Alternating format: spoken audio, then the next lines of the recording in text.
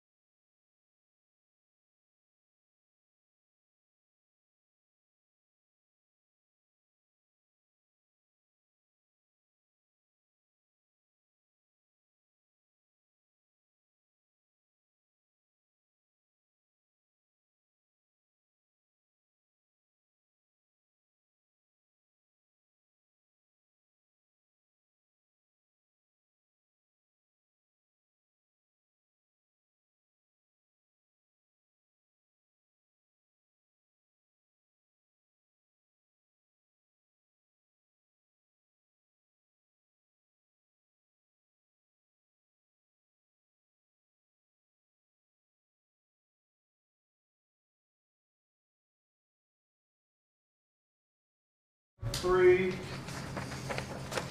Well, everybody, welcome back. We've concluded our in-camera portion of our council meeting. We're now in open session.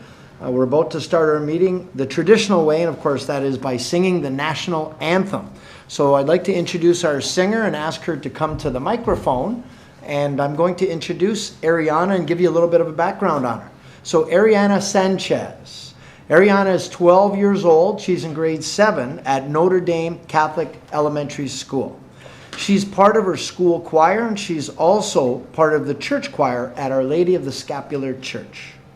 She's been the national anthem singer for the Ice Dogs games, as well as performing Christmas carols at the Penn Center. This year, Ariana will be performing and competing at the Niagara Festival of the Performing Arts.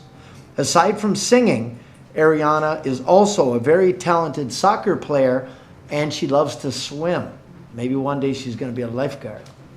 Please welcome Ariana, who is joined by her aunt, her cousin, and her mom today as she sings "O Canada." So whenever you're ready, kiddo. O Canada, our home and native land, true patriot love, and all our souls command. With glowing hearts we see thee rise, the true north, strong and free. From far and wide, O Canada, we stand on guard for thee. God keep our land glorious and free.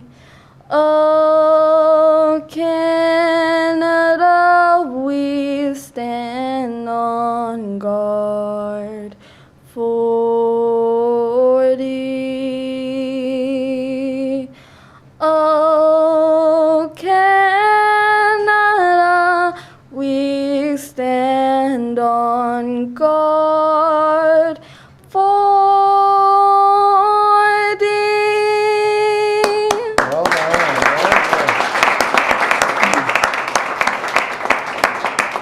Ariana, that was beautiful. It was deliberate. You held your confidence in your pose. That was so well done. I don't even think the Mayor of St. Catharines could have topped that one. So on behalf of City Council and all the residents at home that are watching this performance, it was great. We wish you luck at your competition. Thank you very much. Okay, thank you.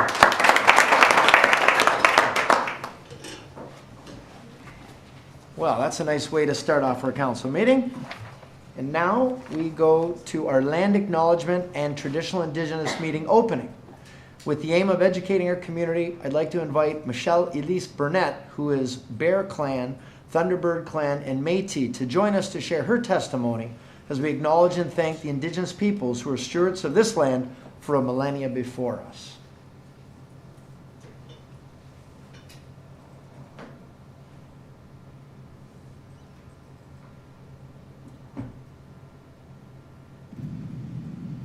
Ani bonjour, kwe sego bonjour. Nawiko pa Indígena Kaz, Makwadoram, Nimkidoram, Nagardonjaba, Métis, Algonquin kwe Endao.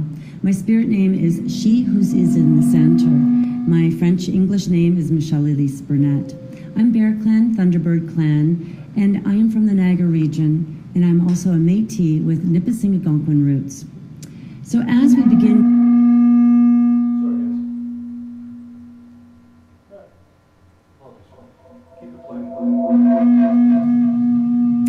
Ani bonjour, kwe sego bonjour. Nawiko pa Indígena Kaz, Makwadoram, Nimkidoram, Nagardonjaba, Métis, Algonquin kwe Endao. My spirit name is She Who Is in the Center. My French-English name is Michelle Elise Burnett. I'm Bear Clan, Thunderbird Clan, and I am from the Niagara region, and I'm also a Métis with Nipissing Algonquin roots. So as we begin your day today, I would like to share Indigenous ways of knowing and values on how to live with our kin in the natural world, and of course with one another. This way we can bring our minds together and start in a very positive and good way. In our culture, we teach that every decision that we make today, be it personal, governmental, corporate, that we must consider the impact it will have on the next 7 generations, the impact that it will have on our grandchildren's great-grandchildren. So we strive for living Mino Bimatsuan, to live a good life, to be in balance with all life forces, to live a life that matters. It's about living from the heart and leading with love. It's about seeing, listening, and feeling and speaking and acting with basically positive intentions and never with self-serving reasons. Gitche Manitou, the Creator, gave all creations gifts to share amongst each other. Gitche Manitou also reminds us that with those gifts come major responsibilities. And our first responsibility is that one of gratitude. Gratitude for all life-sustaining gifts Mother Earth provides for us. She is our greatest role model, one who unwaveringly demonstrates generosity and gratitude every single day without ever asking anything in return.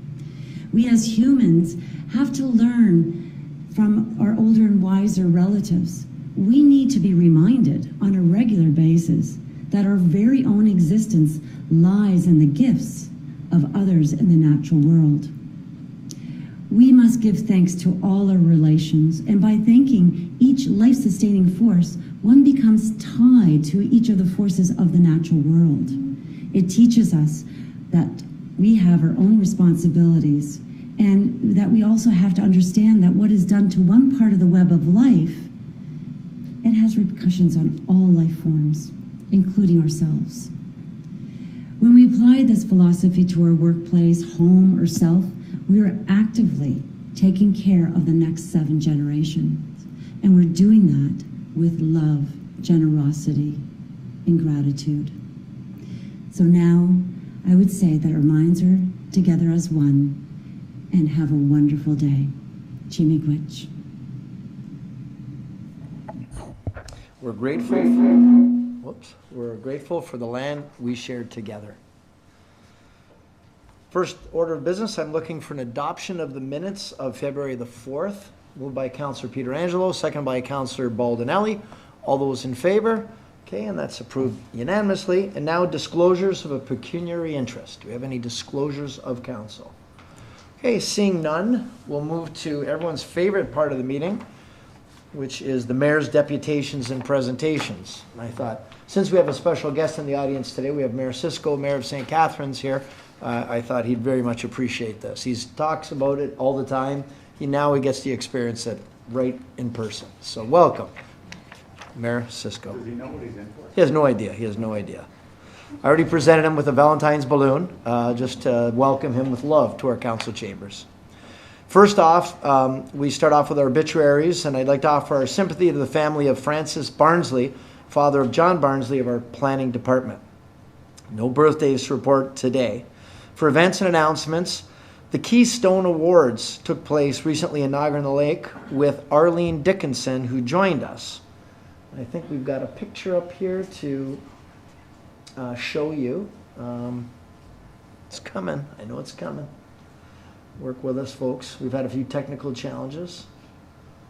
I'll try to talk slower to give you time. And there it is.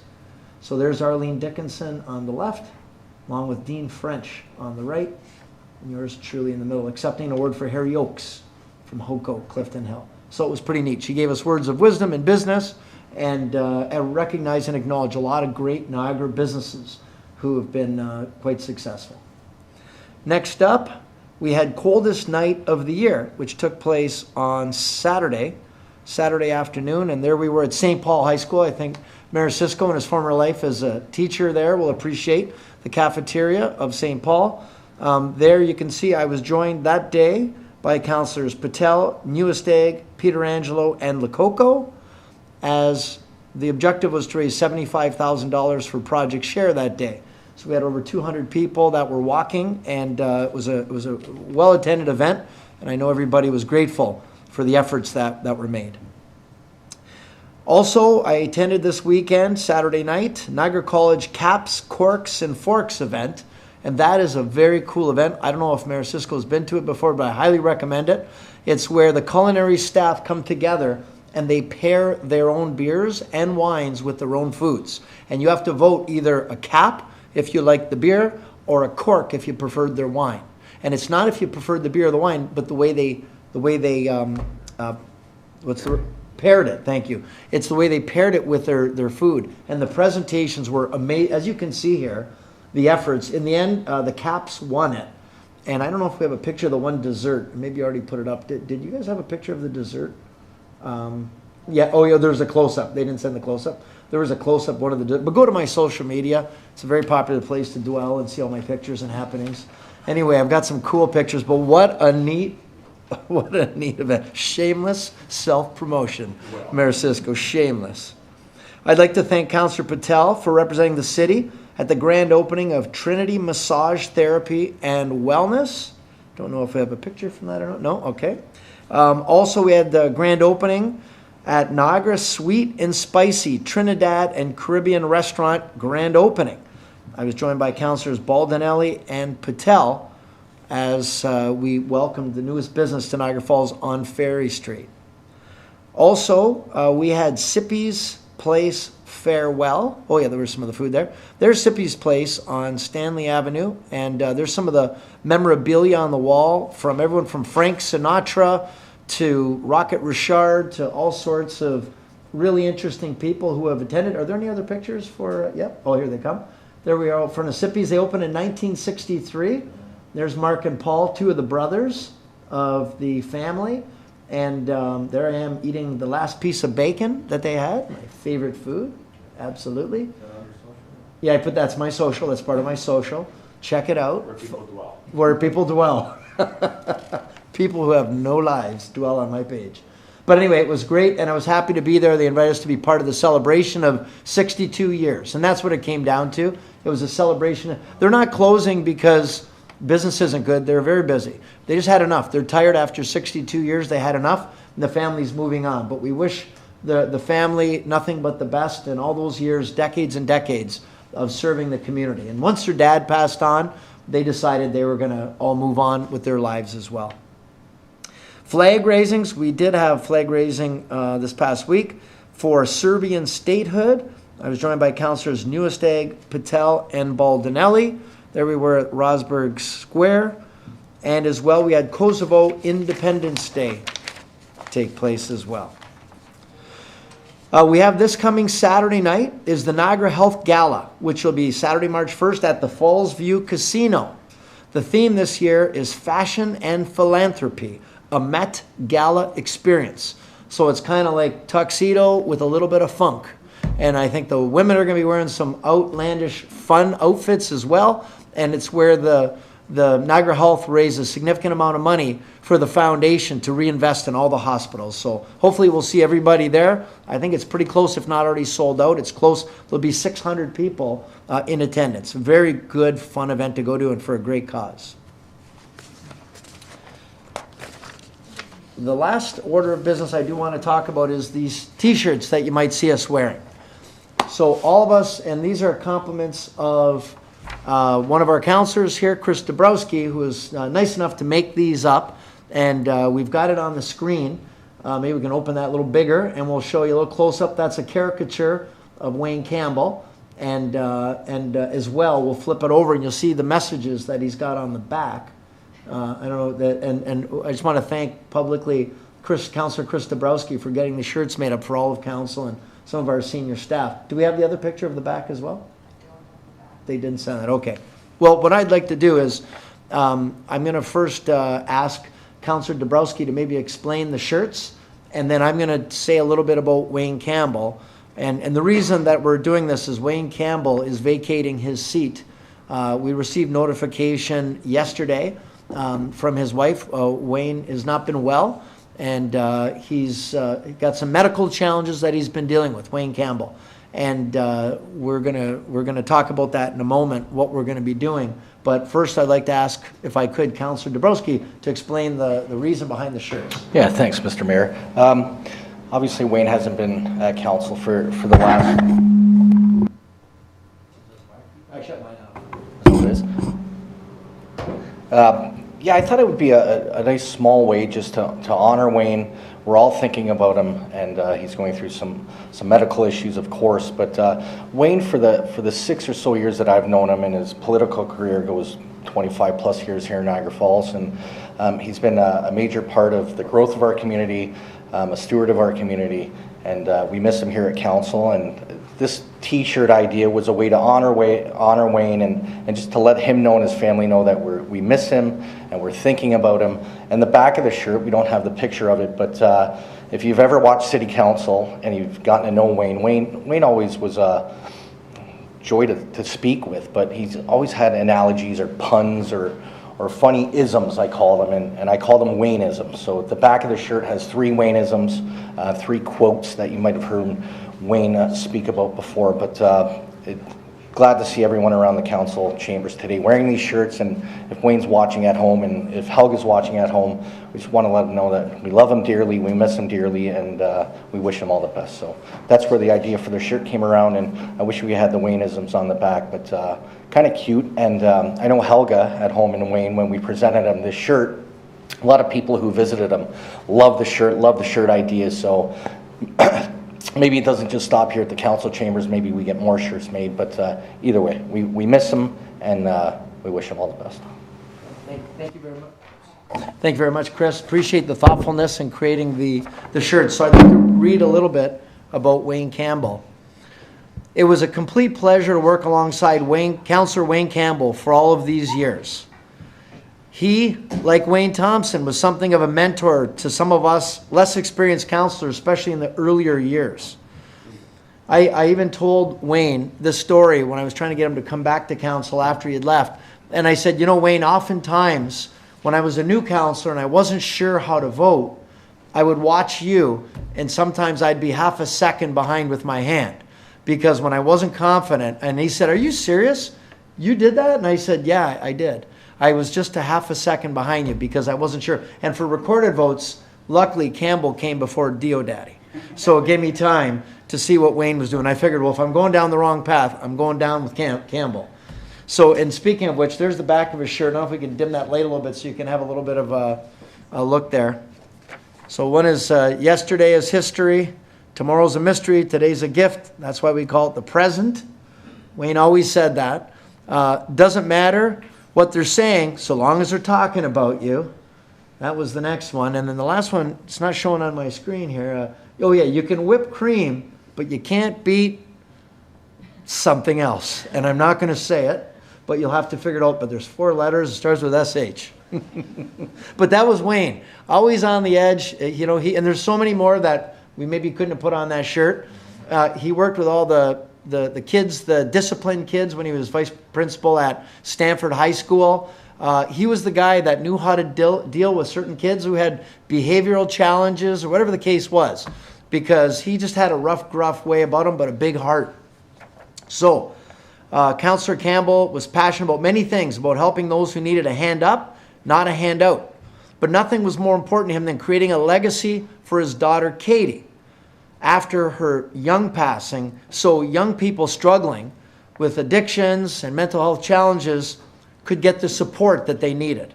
In fact, he worked tirelessly to engage the community and his fellow council members for their support for the Bridge Transitional Housing Facility on Victoria Avenue, now aptly named in his honor, the Wayne Campbell Building. Wayne Campbell Building, and appreciate Mayor Siscoe, who helped lead us there with Niagara Regional Housing to get that naming changed. And it started with the idea of Councillor Pietrangelo, who brought it forward to us, the naming of the old Carnegie Library after Wayne Campbell. So it took a lot of efforts, many hands, but I'm grateful to Councillor Pietrangelo for bringing it forward, and then the support from Mayor Siscoe for making sure we got it across the finish line. A real team effort. And it was great to have his family out with him last year when we did the naming. A nice winter day. Anyway, it was wonderful to have that now, the Wayne Campbell Building, which is just a few doors down from his house. He first appeared on the ballots in Niagara Falls in 1980 when he successfully ran for the Niagara South Board of Education. He served a 2-year term followed by a 3-year term. Wayne first ran for Niagara Falls City Council and was elected as an alderman in 1985. In the 1988 election, Wayne topped the polls. He ran again in 1994 and was successful term after term whenever he ran as a member of council. Between 1986 through to the end of 2024, Wayne has been on City Council for a total of 28 years. What an incredible run. Thank you, Wayne. You will be missed. Wayne.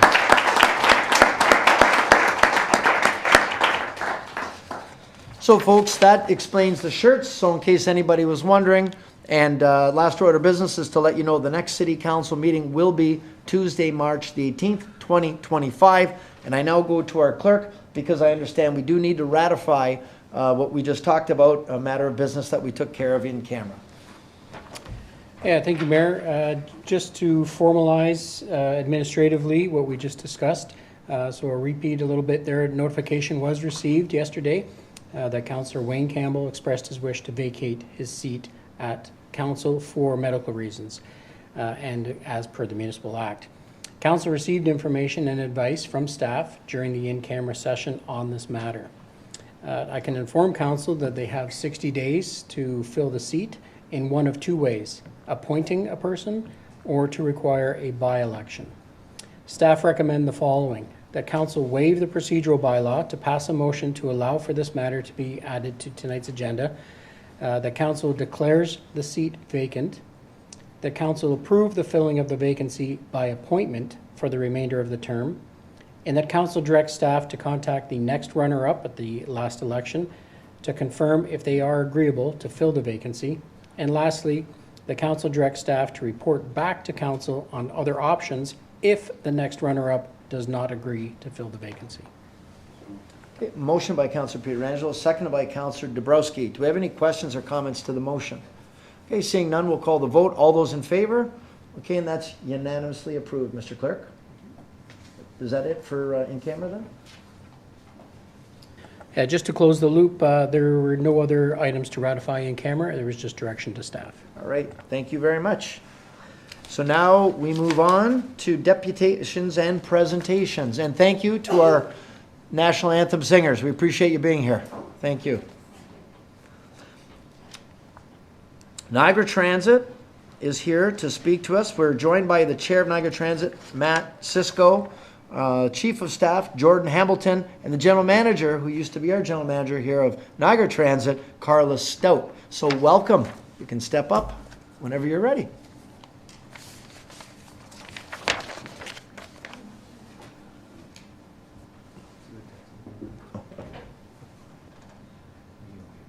Good afternoon, Oh, no.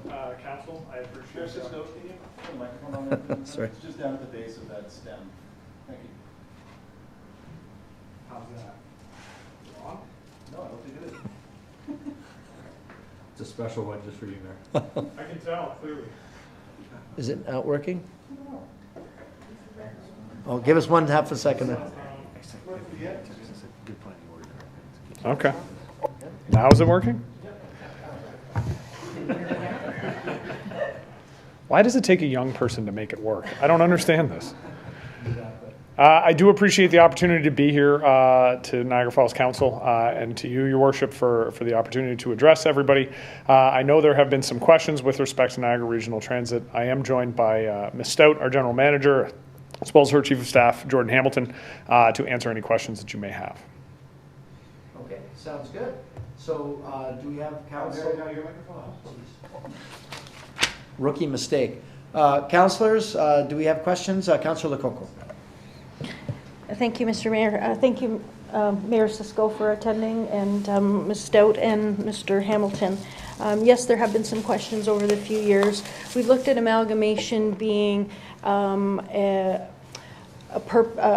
way to make something more efficient and more effective and cost savings. So when the amalgamation idea came to council, there were a lot of discussions, and I know it was very, very complex because we had 12 municipalities, different types of transit systems, different fare rates. We had some regional transit where you could go from one municipality to another municipality. You had the WeGo in there. It got very complex. So there were a lot of things that we had to go for. And how this sort of started was in January of 2021, we had discussions about the amalgamation. And in the reports that were brought forward, it talked about the Cummings principle. I didn't really understand what the Cummings principle was, so I did ask some questions. At that time, it was stated that the municipalities would give transfer over the transit assets, that would be buses, vans, cars, fare boxes, that sort of thing, and give it to the region in exchange for no increase for 5 years. And I know that that's where some of our questions lie, so I'll just go through the chronological order to where we are today and what we need to do moving forward. So at that time, there was another memo in June of 2021 that because of the pandemic, the low ridership, the low revenue that was coming in, we had the region and Niagara Transit had to amend the agreement, and it would be 7.3%. So that was approved. We all approved it. And then when we got our tax bill for the 2023 year, it was supposed to be 7.3, and it was very, very high. We had lots of different people contacting us saying, what's going on with the transit on your tax bill? So I did speak with our treasurer, Ms. Clark, and asked, well, what is the percentage? So she worked it out, and she told me that depending on how the Niagara Regional Transit used the gas tax, if they used it for the operating expense, it was a 26% increase. If they used it for the capital, it was a 46% increase. So in my mind, I'm thinking we made an agreement for 0%. We got 7.3. We agreed to 7.3. And then we get our tax bill and 26 or 46%. Okay, so I asked questions at that time, and we were going to find out why that was. So in my mind, again, I'm thinking we're going to 0% the following year. I went through that 70-page letter, and I do not see where it says 2023, here's your percent, 2024, here's another percent, 2025, here's another percent. And I've been asking for those percentages ever since. Yes, we agreed to the 7.3, but I still can't see within that letter where the percentages were going to be the increase for the following years. So now we get to 2024, and it was a 5.49%, and that figure comes from our finance department. In 2025, it was a 4.02% increase. So again, I've been asking, well, what's going to happen for 2026 and 2027? If we go on the first conversations of 0%, we can see how that has not happened for many different reasons, and we did agree for 2023. Where are we going for 2026 and 27? And I guess my question to Mayor Siscoe or to the others, were there any savings? Because that was supposed to be one of the things about amalgamating. It's supposed to be more efficient, more effective, and cost savings. So my first question is, were there any cost savings in the amalgamation? Okay, we'll go to Mayor Siscoe. So I will start, and Ms. Stout may want to jump in at some point. I did want to address a couple of things that were mentioned there. The idea of a 0% was predicated on a financial model that was never pursued. You mentioned your discussion in January of 2021 is correct. At that time, Matt Robinson and Heather Talbot from the region made a presentation and presented a financial model which would have fairly drastically reduced the cost for Niagara Falls, St. Catharines, and Welland, the operators of conventional transit, by spreading out the cost of the amalgamated system across the region. That financial model was abandoned relatively soon after that because smaller municipalities basically said they weren't willing to go down that path of amalgamation if that was what was going to be the financial model.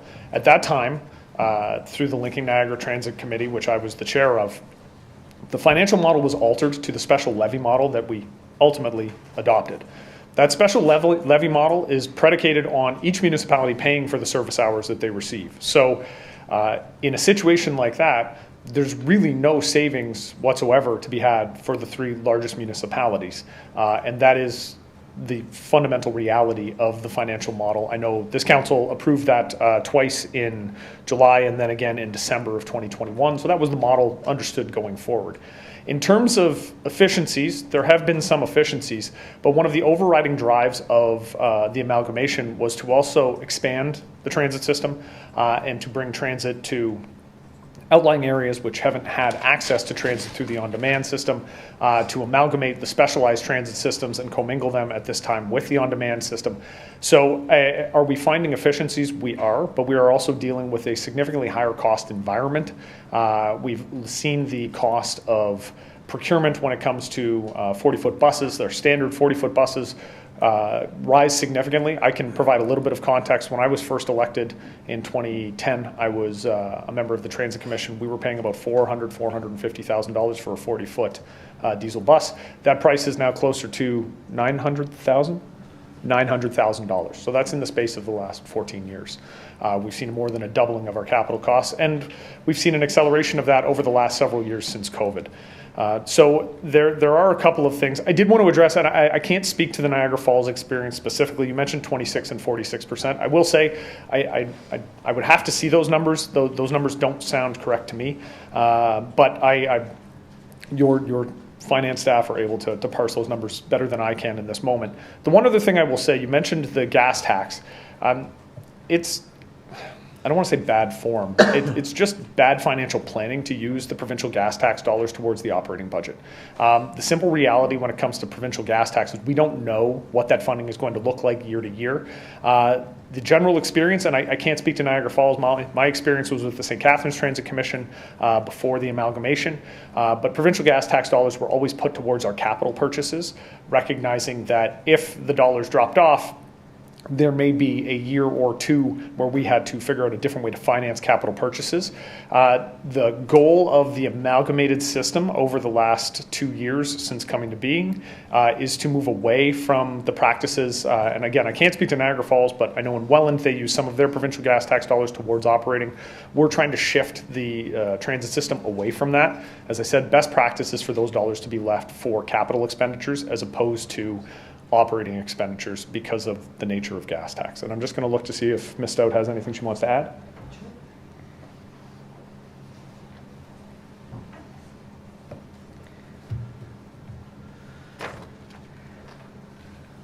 So good afternoon. Hi, it's good to be back and to see some familiar smiling faces.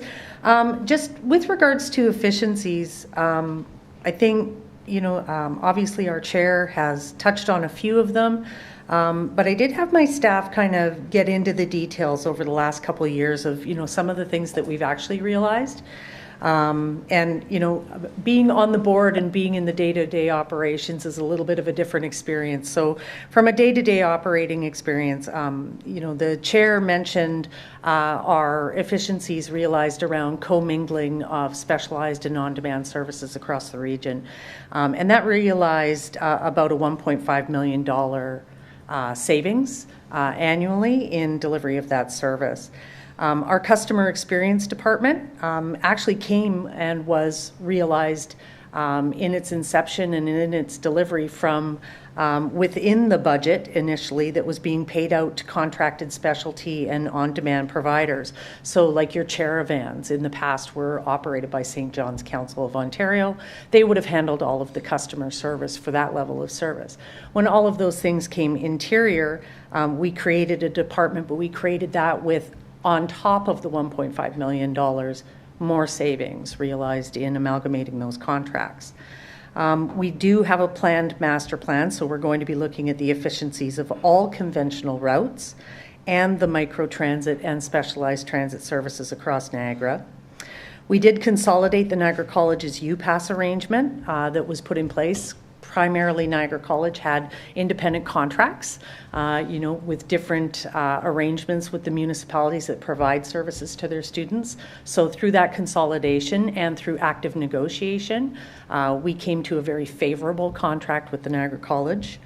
That type of arrangement likely would not work if we hadn't been regionalized at that point. Contract consolidations have happened. I will say we're only 2 years at the end of 2 years in. So we actually still have contracts in place that I negotiated on behalf of Niagara Falls Transit Services that, we're still living the realities of some of these contracts. But we've had some, just for example, a couple light duty ones, like all the cleaning of our uniforms and our maintenance uniforms is now done by one instead of multiple, and we've realized some efficiencies there. Leveraging the single armored car service instead of having, everybody had their own thing going on. So those are just kind of examples. One of the things that we're going to be realizing this July 1st is we're harmonizing all of the fares across Niagara. So currently we're in a 2-fare system where if you take a local bus, it's $3. You get on an intermunicipal bus, it's $6. That on July 1st is going to a flat $3.50 for a single cash fare. But throughout finding efficiencies through the revenue taking in, and I'll get into that, we're also able to lower our administration and lower our cash handling. I don't know if anybody does take the bus, but if you take the bus, when we amalgamated the very first day of amalgamation, we actually went to a full mobile where you can use this instead of a pass or cash. And now that represents 60% of the way that our riders actually take our system. So we're realizing a lot of efficiencies on how much cash handling and how much administration we're doing behind in the back of house. So in harmonizing the fares, we also were able to take a look at our pass products, and we're going to be even providing deeper discounts for pass products for youth and seniors coming on July 1st. We did move the Charavan service in-house, and by in-house I mean that the City of Niagara Falls uploaded and had provided a fleet for Charavan, but they had also gifted the contract to the St. John's ambulance to provide that service. That service was organized into the back of house for Niagara Transit, and we did realize significant efficiencies there, not only from a cost perspective, but also from a service perspective.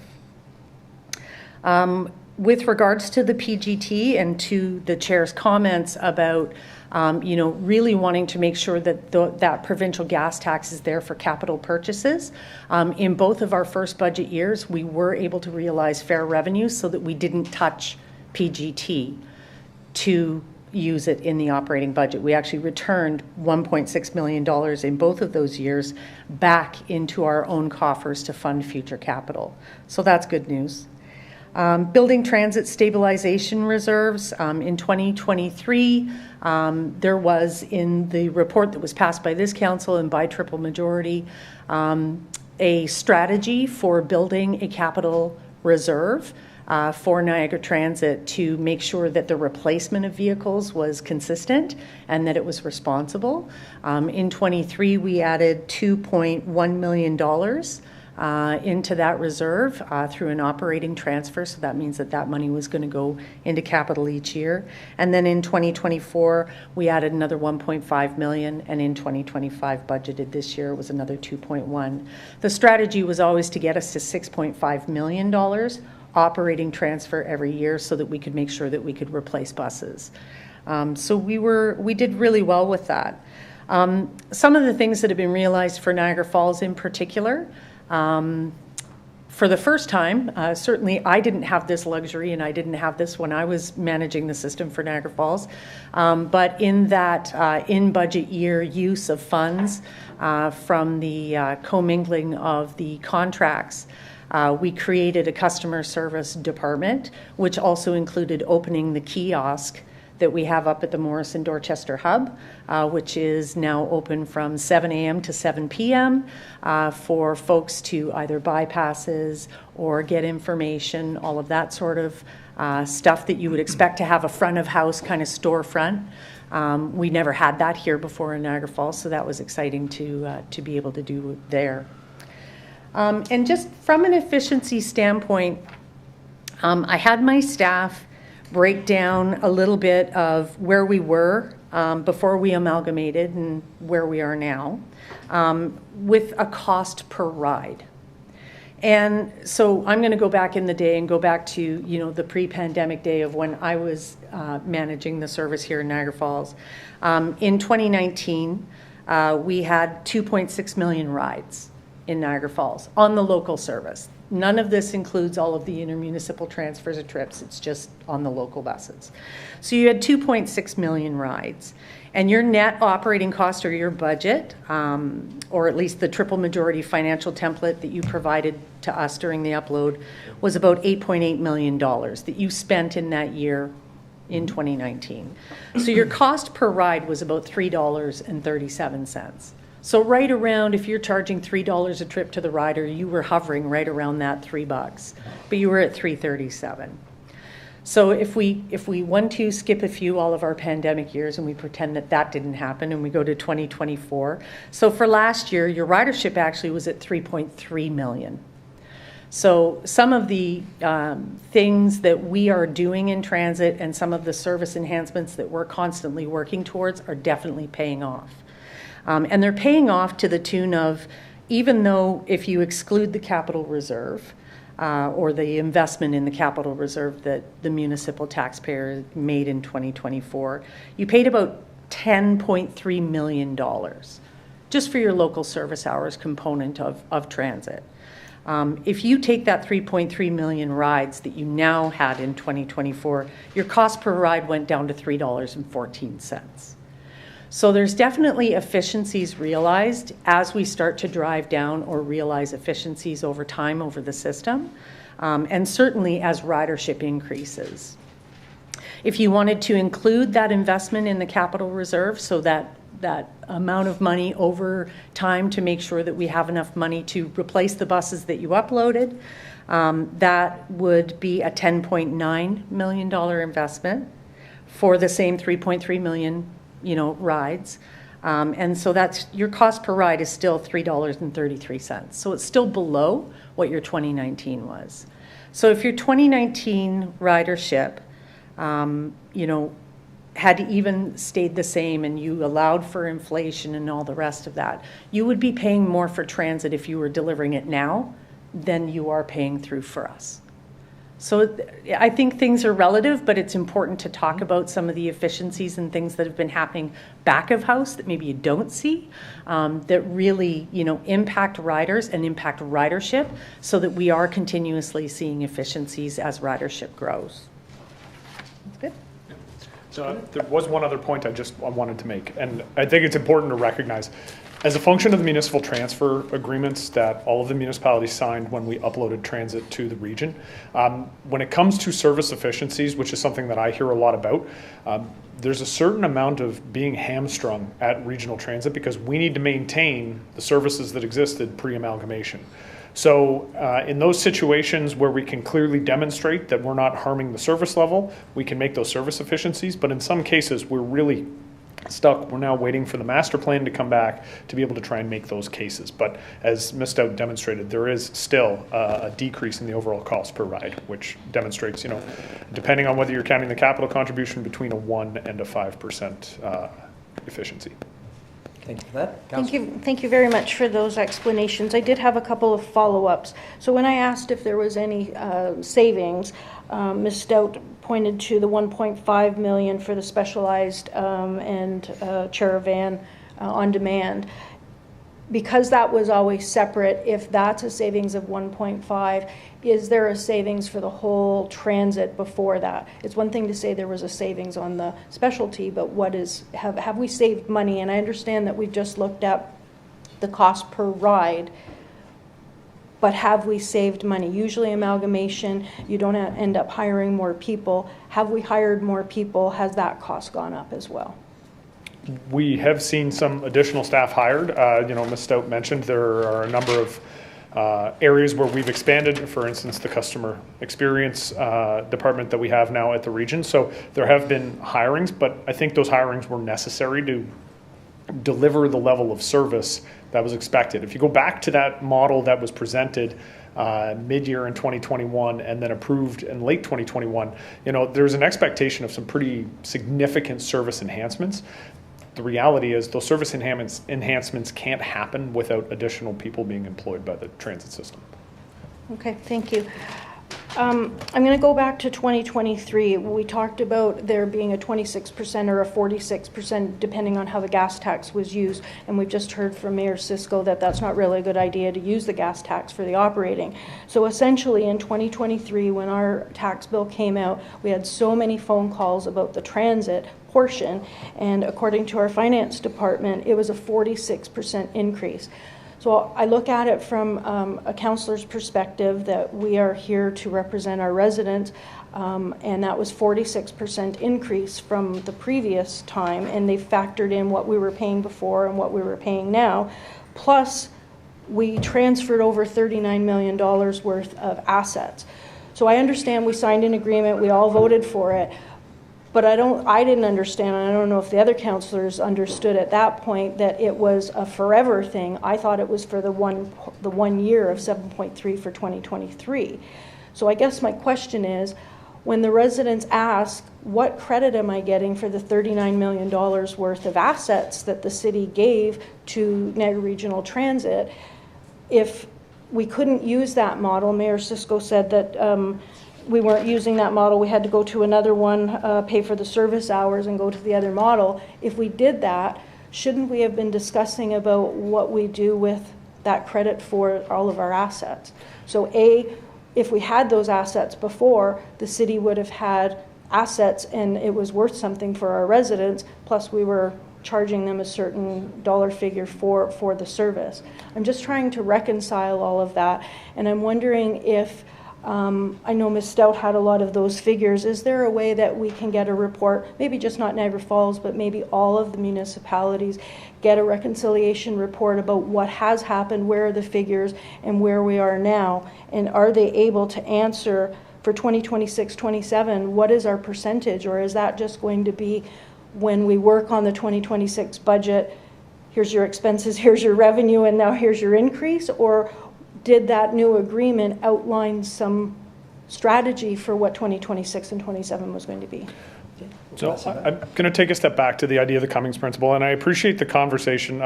As the chair of the Linking Niagara Transit Committee, it was an education for myself as well on the Cummings principle and exactly how it works. I mean, essentially the idea is we're not going to double charge residents for the same assets. And so when taxpayers have already paid for the assets, and it should be pointed out, the buses that were transferred up still run in Niagara Falls. All of the assets that were transferred up, those are the buses that are delivering the service here in Niagara Falls. I'm going to again look to Ms. Stout, but that was a part of the municipal transfer agreement, was that. So Niagara Falls still has all of those buses. If there were to be a transfer of dollars, you would be double charging taxpayers for the same asset that's already been paid for. I will say I'm struggling a little bit, and it's I don't have the numbers that you have. Clearly, the idea of a 46% increase, in looking at the budget numbers that Ms. Stout just brought forward, 2019 versus 2024, I'm looking at the amount of money that's being spent, and I'm not seeing a 46% increase. I would appreciate seeing those numbers if you can forward those on to me, but I'm not really seeing that. I know that there was some concern, and admittedly in St. Catharines we had similar concern in 2023. There was a large tax increase in the 2023 year. I think both municipalities experienced that because we recognized we had other places where we needed to spend dollars. But the savings that would have been accrued from the transit upload were spent by most municipalities. I mean, we had the same issue in St. Catharines. So I think if you're looking for those savings, they were spent by this council, by my council, by the Welland Council. All three municipalities made the decision because post-COVID there were a lot of other issues that needed to be addressed.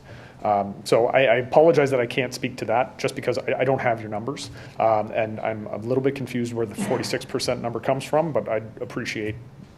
Maybe I can, I'll ask Ms. Clark, our treasurer, if she just help shed a little bit of light where those numbers came from. And then even if you have to come back, I don't expect you to do the math on your feet but if she could just share where that came from. Yep. And then, Chair, I was a physics teacher at St. Paul, one of the finest high schools in the entire Niagara region. I think I might be able to do the math on my feet, but I appreciate the leeway. Thank you. And one of the finest teachers within one of the finest schools. Credit where it's due. Through you, Mr. Mayor, to the mayor. The region has a property tax calculator on their website. So we put in our average household, which is about $280,000. That's where we're able to get the transit costs in 2022.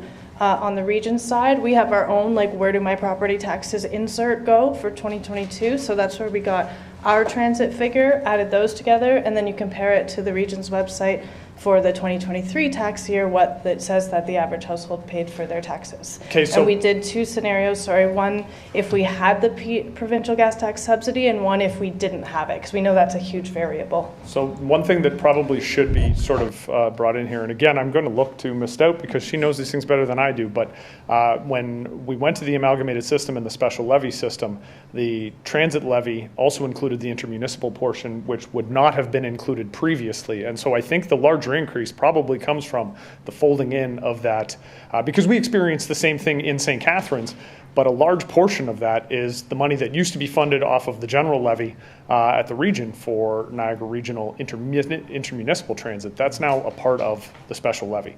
So I think that may be the discrepancy that we're seeing here, but I'm happy to go back and talk to the region as well, because I want to make sure I understand the numbers as well. As I said, 46%, I struggle with that one, but I'm happy to look into that for you. I think I'm looking at Ms. Stout, but I think that may actually be the answer here, but it is. It is. Okay, that's great. I appreciate that. Yes, Ms. Claire? Through you, Mr. Mayor, so the transit line on the region's property tax calculator, that should have been the intermunicipal transit, right? Yeah, so I've included it in both as well. But previously, Niagara Regional Intermunicipal Transit in 2022 would have been a part of the regional general levy, and then you would have your transit costs. So you're saying that the combination of those two numbers there was a 46% increase from those two numbers added together in 2022 versus the cost in 2023? That's if you include the provincial gas tax subsidy. If you look at it without it, which is probably more fair, it's a 27% increase. But yeah, the city's transit costs for our average household of $280,000 were $146. The regions were $69. That adds up to $214, $215. And whereas the 2023 regional levy is $273. So that's where you're getting that $60 difference. Okay, so the 20 number is closer to what I think it should be, but I'm happy to take a look at the numbers afterwards. We are trying to do math. I'm trying to do math on the fly, and I think I'm doing okay, but. Yeah. Well, that's good. I appreciate it. As long as it's out there and you guys can do a little digging and help us with the answer, and that'd be great. Thank you. Next question. Thank you. Just a couple more comments. We talked about savings. Would the commission agree to doing an audit for value for money audit and a reconciliation of where we've been and where we've gone? And I still haven't got the answer about what is 2026 and 27 going to look like. So with respect to 2026 and 2027, Councillor, you did actually cotton onto it in what you'd said previously. I mean, it's a function of where the service goes. And I think the answer to the question you just asked is actually a part of that as well. We're in the midst now of a master service plan for the system. We are in the midst of we're not in the midst, we're coming up to a governance review. And I think the thing we have to try and keep in mind is the service is only 2 years old.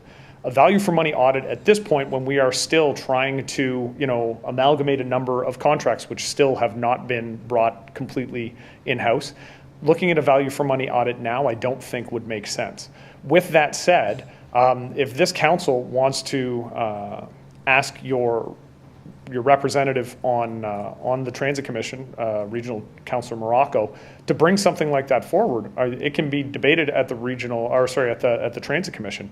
But I would hesitate to look at a value for money audit now because I don't think it would give you the answers that you're actually looking for. Now, with that said, we go through a fulsome budget process every year, and we have never had an issue with questions related to the budget. It's been a pretty difficult budget both of the last 2 years, recognizing that across the region and frankly across the province, costs are going up.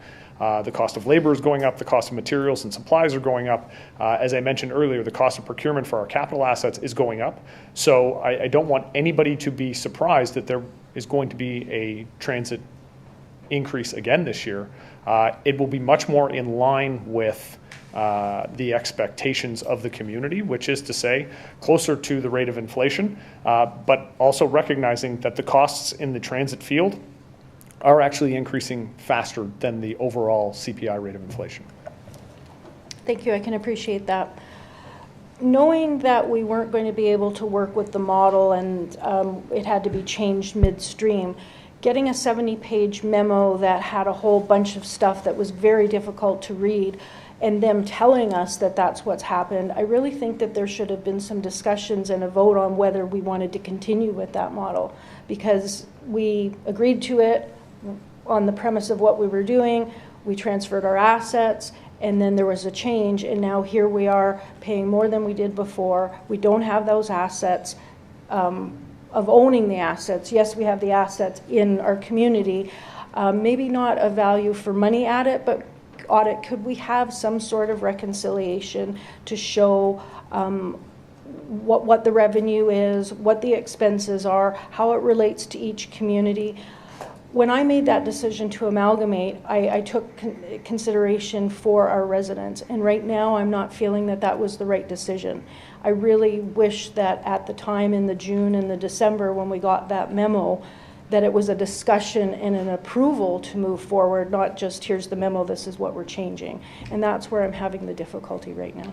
We're responsible for our residents. So for clarity, Mr. Mayor, to the councillor, as the chair of the LNTC, a presentation was offered to this council both for the July 13th meeting and the December 7th meeting. The offer was made by the staff at the region who were working with the LNTC, that is Mr. Robinson and Ms. Talbot, I believe, to come back and do a follow-up presentation. And I should also note, the December 7th meeting was the triple majority vote, so it wasn't a matter of a memo being dropped and being told this was what was going to happen. That was a vote which I believe passed unanimously through this council. Now again, presentations were offered, but the option was not taken, and that's fine. But I don't think it's fair to say that the information wasn't presented and the opportunity wasn't there to have a further discussion. LNTC, and I should say this really has nothing to do with our transit staff at this point. I can speak to this because I was the chair of the LNTC, but regional staff did make that offer. And again, like transit, it's very difficult sometimes for us, all of us, sometimes to remember. The staff that we have in place now did not exist when we were making these decisions. It was, Ms. Stout was here, I believe. Mr. Louis was in St. Catharines. We had staff elsewhere. Mr. Hambleton probably wasn't even born yet. But the decisions that were made through the region at that time. So I just want to make sure we're clear on that, I mean, the information that was presented by the regional level of government, and I would hope, some of these questions you may want to direct towards Mr. Robinson or probably Mr. Tripp at the region, but I think it would be more properly addressed by them. But again, the offer was made to have those presentations. Okay, thank you. And as a councillor, I don't think that offer came to us and council denied it. I think it was denied before it got to council. So that being said, I do want to move forward, and what is the best way to move forward is to see a reconciliation of what we were before we amalgamated, what happened after we amalgamated, and where are we going. We need a clear direction for our residents so they can understand, because at this point, and even from my perspective, it's really not what I agreed to, and it's a different situation now. Yes, the pandemic happened, lots of things changed, but I would really like a direction about moving forward. Let's look at the revenue, the cost. If you can't do an audit right now, we can still do a reconciliation, and just get us all on the same page to move forward. So I will say, the master service plan should give a great deal of clarity as to the direction that the service is going. It was always intended to be completed this year. It will be completed this year. And I think that's going to provide a lot of clarity to the entire region as to what the service is going to look like 1 year, 3 years, 5 years, 10 years down the road. With respect to the reconciliation, respectfully, I think that information is contained in our budget. It's presented on an annual basis. We can definitely make sure that Niagara Falls Council has that information, but I don't know what additional information. I would ask if that's the direction, if there's additional information that's not captured in what I'm understanding now, that, if you want to pass that through Regional Council Morocco to the Transit Commission, we can take a look at what exactly that entails. But what you're asking for, my understanding of it would be the information that's contained in our budget and actuals on an annual basis. Okay, thank you. The budget actuals would be very helpful, and I was just going to put a motion on the floor if between our finance department, Ms. Clark knows these figures back and forth. She knows them very well. Between her and the Transit Commission, if they could have discussions to come up with some sort of report on what's happened. Yes, the master transit plan will help us understand where we're going forward, but a master transit plan won't have the detail that I think we need to figure out where we are. So I'll put a motion on the floor that Ms. Clark and the Transit Commission put a report together and report back to us on the past and where we're going. So a summary report of kind of where we are, where we were, where we are, and where we're going. And how it changed, why it changed, and then where we are now, yes. Okay. I want to make sure I understand the, Ms. Clerk, is there any questions you have, or did you want to weigh in on what's involved in this? Because it involves you with Regional Transit Commission. Through Mr. Ray, I mean, I have lots of analysis on the 2023 compared to 2022, but we don't have any line of sight into what's happened since then, right? The commission has all that information. So I could only comment on what the 2022 budget was as compared to what's been presented for 23. That's kind of where my involvement would stop. So in terms of effort, I want to make sure in time, I mean, what kind, we're not talking, you're not talking about getting deep into the weeds on this forensically, you're just No, talking it about, shouldn't be that difficult. The numbers are the numbers, and between what Ms. Clark has and what the commission has, if the two of them talk, I'm sure we can come up with a report of what's happened. I don't think it requires that much digging. If it is what it is, just a pull it out. summary report? Yes. Is that something that's, Yep, we can work through something the like that? region on that. Great, Yep. thank you very much. okay, so we've got a motion by Councillor Coco. We'd be looking for a second on that.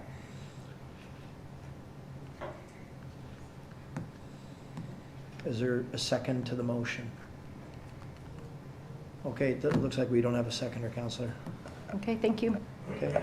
Were there any other questions of council for Mayor Siscoe? Okay, looks like we're done for now. So I appreciate, I just want to say on behalf of the council, appreciate your coming here to answer the questions and to clarify. And I know it's been, it's hard to predict when you go through things like, what we went through with, I think what a crazy time that we went through with the pandemic. And I can remember being on those calls with Ms. Stout when you're only allowed so many people on a bus, and it was just a crazy time, And I know you've only had a couple of years of empirical data to figure out where we are. And I think the main takeaway is we're just keeping an eye on the bottom line. We've had some sensitive years because of the challenges we've had for our council, and we received a lot of calls, not just on transit, but on our property taxes, on the regional property taxes, and a lot of concerns around duplication and extra expenses. So that's all. I think that's what it all happened at the same time. That correction year Yep. that I referred to, I said it happened all at the same time, and it was not an easy, and we're getting the calls from people who are struggling, and I get it. But at the same time, the numbers are the numbers, the service is the service. Well, I'll point out, Mr. Mayor, that your municipality and my municipality dealt with the correction year when we should have. A lot of other municipalities across the province of Ontario decided to try and push off and pretend it didn't exist and had to deal with the pain much later than we did. So I will leave you with one really great piece of news, and I don't know if it's been mentioned within the council chambers, but if you take a look at the ridership over the 2 years, we're now exceeding as a system the ridership that we had pre-pandemic. And I think that's important to point out because a lot of transit systems across North America are currently operating at percentages of what they were operating at pre-pandemic. The system is working. I will never stand up and pretend like we have no flaws. We know where the issues exist when it comes to service delivery, whether it's on-demand, specialized, or conventional service. But the service is doing what it's supposed to do. The last thing I will leave you with, and this is my own pet project as the chair of the Niagara Regional Transit Commission, I'm working very hard to try and find a pathway for high school students in Niagara to be able to use the conventional system using their bus pass. So basically $0 fare for conventional ridership in Niagara. If that's something that Niagara Falls is interested in, I'm freelancing right now, Ms. Stout doesn't know I'm doing this, there is a budgetary cost to it. But it's a program which has worked in Kingston. When they introduced the program about 10 years ago, they were operating at about 30,000 high school trips a year. After they introduced the program about 5 years later, they were closer to 600,000 trips a year. It's a significant improvement through efforts of their transit commission. It's something that I think could work here in Niagara on our conventional system. A lot of people will push back and say, oh, but I mean the cost. The reality is though, all of those students, I believe, would count towards our overall ridership numbers, which helps on their gas tax side. But additionally, you're training the next generation of transit users. One of the biggest pushbacks we hear from people why they don't use transit is because they don't know how to use transit. In the Niagara region, this has been very much a car driving culture for a very long time, and we are trying to get our young people to recognize transit as a viable option as well. And as I mentioned to my some of the residents who have pushed back on me in St. Catharines when I raised this, every student that I teach to ride the bus who chooses to ride the bus and they're adults is one less car in front of you when you are trying to get wherever you're trying to go. So it's one less piece of traffic. So I will leave that with council, something you want to mull over, perhaps pass a motion to help advocate. It would be Do you appreciated. have any, just while we got you here, any idea on costing? I mean, that's 20 $700,000. $700,000. Split between the 3 municipalities with conventional transit. Oh, so typically we're, okay, between the three. Okay, interesting. Yes, Councillor Peter Angela. Yeah, Your Worship, I do like the idea, I guess through you to Mayor Siscoe. I guess what I wanted to say is, would there be any possibility of partnering with the different school boards? Because obviously there would be savings on their side as well. They would get some of those yellow buses off the road, and it would be a win-win situation all around. It's a conversation that I'm exploring with both of the larger school boards at this time. But I agree with you. I know budgets are strapped everywhere. In this particular case, though, I know it would alleviate some of the concerns. You may have experienced it here in Niagara Falls. I know in St. Catharines, the busing distances were altered at the beginning of the year to align with provincial legislation. And this would, if this existed, would probably have put a lot of minds at ease in the 800 meters between 2.4 and 3.2 kilometers away from the high schools. So it's an ongoing conversation, but I'm putting it on the radar with your council. I'll be doing the same with Welland Council as well, because ultimately the conventional systems exist in our 3 municipalities, and it's our students who would benefit the most. But I did not want to hijack the conversation, but I did want to get that out before Ms. Stout kicked me. No, you know what? I see just the nods around the council. I think we're definitely interested in hearing more. Okay. So please bring it forward. And thank you. I appreciate all three of you being here. And have a good night. Thank you, Mr. Mayor. All right. Thank you. All right. You're welcome to stick around for the rest of the meeting. I'll leave that with you. It's up to you. My council meetings are so much fun. I'm sure yours are as well. I now ask our city clerk to introduce the next item on the agenda. Thank you. A public meeting is now being convened to consider a proposed amendment to the city zoning bylaw and a plan of vacant land condominium to permit 3 blocks of 18 townhouse units with added permission for basement additional dwelling units at 8168 McLeod Road. Notice was given by first-class mail in accordance with the Planning Act on January 23rd, 2025, and by posting a sign on the property in question. In accordance with Bill 185, the minister, the applicant, or a specified person, public body, or registered owner of any land to which the bylaw amendment will apply, who made oral submissions at a public meeting or written submissions to City Council prior to the adoption and or passage of the bylaw, may appeal the bylaw amendment to the Ontario Land Tribunal. Third-party appeals are no longer permitted.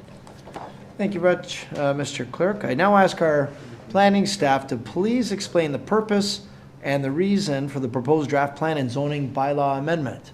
Welcome. Hello there. Glad your glasses have untinted. We can see you now. Hello, Mayor. Council, I'm Nick DeBenedetti. I'm Planner 2, City of Niagara Falls. I'm here to discuss the zoning bylaw amendment application AM 2024-007. Applicant Lotus Land Development Corp. Aman Gandhi, Nicholas Godfrey at UCC Planning, And the proposal is to permit 3 blocks of 18 townhome dwellings with permission for accessory ADUs located at 8168 McLeod Road. Now, the location is basically on the south side, as noted over here on McLeod Road. This is the intersection of McLeod and Kaler. We have the Lowe's development here, Pin Oak, and also a future school being constructed here, and a plaza here, and also a plaza there, and a dental plaza in this location. Background information. The application is to permit 3 blocks of 18 townhouse dwelling units with the permission for an ADU. The subject property is designated residential in the city's official plan, and the proposal is located in the built-up area. The subject property is currently zoned LI in accordance with zoning bylaw 79-200. A rezoning application is required to rezone the lands to an R4 zone, and the rear of the lands will be EPA area zone. Official plan. The proposed townhouse development will revitalize an underutilized lot within the built-up area along a collector road. Would be in accordance with section 1.105I. The official plan allows a density range of 20 to 40 units per hectare. As an infill development, it will contribute to achieving the 50% annual residential intensification target in the built-up area. The site is supported by full urban services, existing public roadway, frontage, and utilities. The location of the proposal is within a short distance of school, parks, commercial land, and public service transit.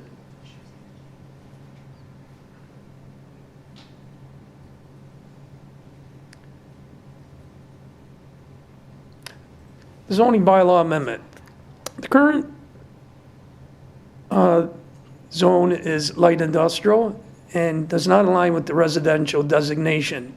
So a zoning bylaw amendment application is required to permit the residential uses and establish appropriate standards in accordance with the OP. The amendment is required to permit the residential uses and establish appropriate standards in accordance with zoning bylaw 79-200. The proposed zoning is consistent with the recent amendments on the adjacent properties to the west, east, north, allowing for efficient use of infrastructure and appropriate density development within the built-up area. The rear lands will be zoned environmental protection area to protect the environmentally sensitive areas, ensuring long-term protection. Now, so this is basically the proposed alignment of the townhome development with the roadway access coming in on that would be on the east side. North is facing this way. You would have your standard traditional townhome development here with the additional parking in this location. And this is going to be location of the EPA area. So basically, we're adding the use of the ADUs. We're reducing the front yard requirement to 2.76 meters from 6 meters. And we're adding the EPA area in the back, in this area. A public open house took place on April 28th. The applicant's agent was present. There was no members of the public that attended, no emails or other inquiries that were received as of to date. Planning analysis. The proposed development conforms with the provincial, regional, and city policies to contribute a minimum intensification target of 50% within the built-up area. The proposed development provides intensification and encourages efficient use of infrastructure and services with the requested recommended regulations that are appropriate for the proposed use.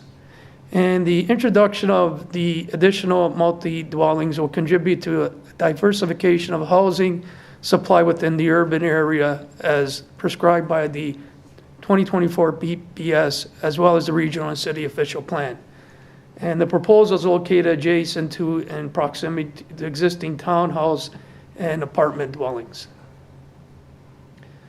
So finally, in the recommendation that council approve the zoning bylaw amendment to rezone the property to a site-specific R4 zone to allow the development of 3 blocks of 18 town home dwelling units and the permission of the ADU with the EPA area located in the rear property subject to the regulations outlined in PBD 2025-13.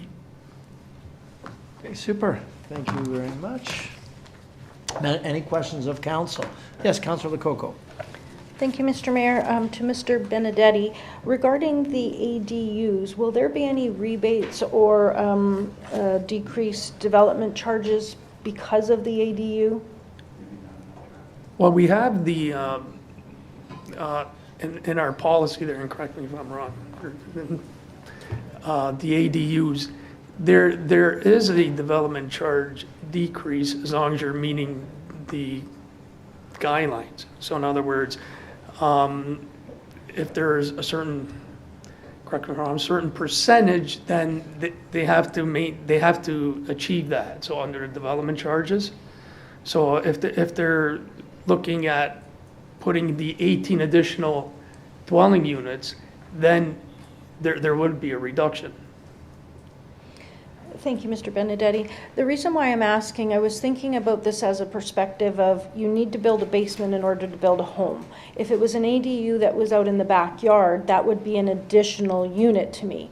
But the basement is required to build a home. So I'm wondering, and it's not just on this particular development, I like it for a lot of reasons. I have a couple of other questions. But for an ADU, why would we give someone credits or rebates or reduced development charges on a basement that could be used for an ADU? And I know ADUs are all new to us and we're going through it, but that was the first thing that I thought of. Can anyone speak to that? I think Mr. CAO, did you want to weigh in on this one, or is have Sydney start. Ms. Hanson? Okay. Sure.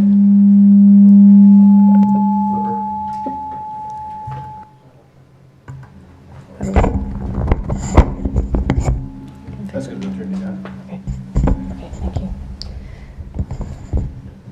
Just wait. Oh. Okay, great. Through your worship to the councillor, I can just expand on it a little bit. In this case, they're asking for permissions to construct ADUs in the basement. They're not actually, as far as we know, constructing the ADUs in the basement. It's just permission for ADUs. So in this case, because we don't know, the property owner may choose to construct and offer an ADU, they might not. In this case, we wouldn't offer a credit for ADUs. This type of an application. Thank you, that answers that. The one concern I do have is the traffic. I know the only mention of traffic in the report is within the agreements on the different units, but having that extra traffic on McLeod Road, we hear about how congested McLeod Road already is, Kaler Road. Do we have any concerns about the traffic at this point? Who would address that? Mr. Benedetti? Okay, through the mayor. Our transportation services did review it, and they felt that at the moment there was no additional traffic measures that were required. They're monitoring it on an ongoing basis, but based on this proposal, there was no additional requirement. Okay, thank you. The last thing I wanted to mention, I was really happy to see that the owner is preparing an info package outlining the importance of the natural features and the steps that they can take to protect and to be reviewed by the region. So I think that's a real positive step. We do need housing. It is the right area. I was just concerned about the traffic in the ADU, but I think it's a good proposal. Thank you. I've got Councillor Dabrowski. Thanks, through you. I feel like there's a big echo on this mic. I'm gonna leave it off. I'll step 12 feet away from it. Thanks for the presentation. And in relation to traffic, it's busy on McLeod Road. I drive by St. Mike's High School every morning, and it's an absolute gong show. So I was surprised not to see any mention of a traffic study. But is there plans to widen McLeod Road, and maybe through you to the CEO or to Mr. Nickel? But I think I recall discussions around that a few years back, but maybe an update would help. Yeah.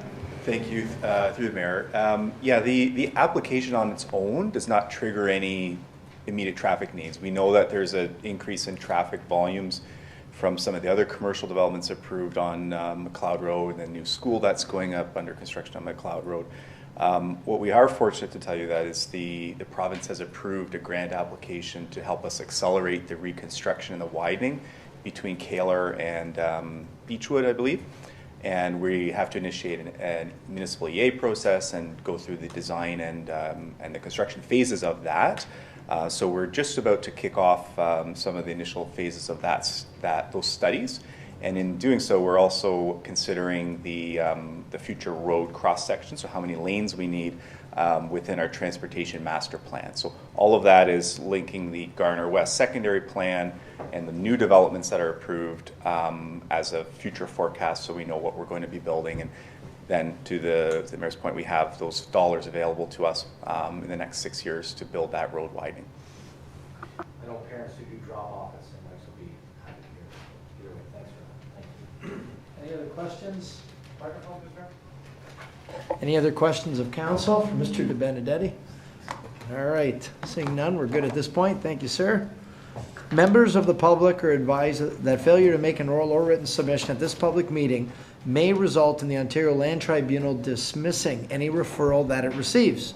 Council will now hear from anyone other than the applicant who wishes to speak to the proposed draft plan and bylaw amendment. Mr. Clerk, do we have anyone who wishes to speak? Your Worship, there was no one that had registered to speak. Feel free to go to the gallery. All right. Is there anyone here other than the applicant who wishes to address council on this matter? Okay, seeing not, council will now hear from the applicant or his or her representative.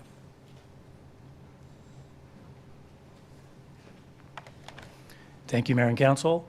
My name is Nicholas Godfrey. I'm a senior planner with Upper Canada Consultants. I'm joined by our client, Aman Gandhi, who is participating virtually at the moment. So I think Nick did a really good job presenting a thorough review of what we're looking to do. So if you don't mind, I'm just going to skip to my last slide because a lot of this will be redundant in light of Nick's presentation.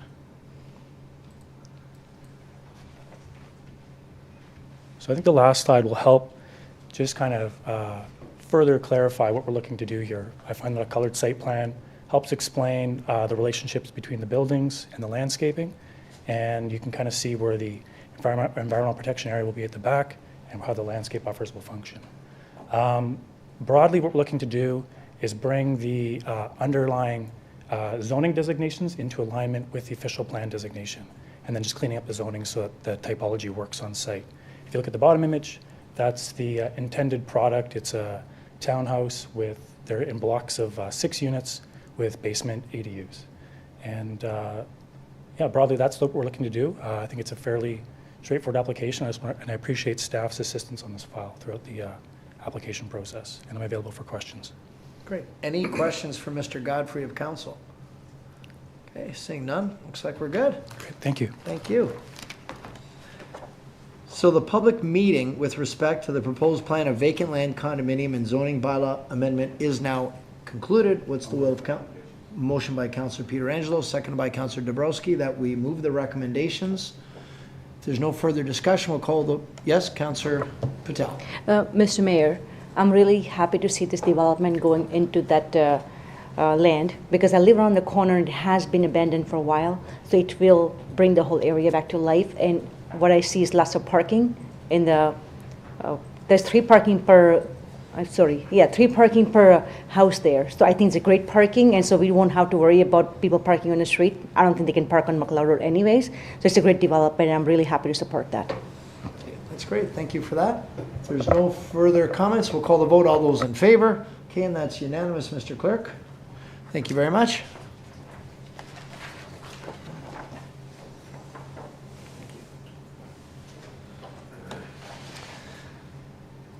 All right, Mr. Clerk, please introduce the next item on the agenda. Public meeting is now being convened to consider a proposed amendment to the city's official plan and zoning bylaw to increase the permitted density and rezone the subject lands for the conversion of an existing motel to 118 bachelor dwelling units and various commercial uses at 7737 Lundy's Lane. Notice was given by first-class mail in accordance with the Planning Act on January 23rd, 2025, and by posting a sign on the property in question. In accordance with Bill 185, the minister, the applicant, or a specified person, public body, or registered owner of any land to which the official plan amendment bylaw will apply, who made oral submissions at a public meeting or written submissions to City Council prior to the application of the official plan amendment and or passage of the bylaw, may appeal the official plan amendment and or the bylaw to the Ontario Land Tribunal. Third-party appeals are no longer permitted. Thank you, Mr. Clerk. I now ask Nick DeBenedetti, our Planner 2, to explain the purpose and the reason for the proposed amendments. Hello, Council, Mayor. Here to discuss a application, official plan and zoning bylaw amendment, AM 2024-026. Applicant is 1009-77112 Ontario Inc., Santiago Rejo. Agent Miles Weeks, and basically its proposal is to increase the permitted density and rezone the conversion of an existing motel to 118 bachelor dwelling units with various commercial uses on the main floor. And this is the proposal. It's basically the existing travel lodge on Lundy's Lane that's being converted. Location. It's basically on Lundy's Lane, with the access also on Beaver Dams. To the west, you have the Strata West, the Gratola Plaza. This is a vacant parcel. There's multiple motels and commercial establishments to the south. There's Michelangelo's in this location and the wedding chapel over here. So basically, it's just the existing motel that's being converted.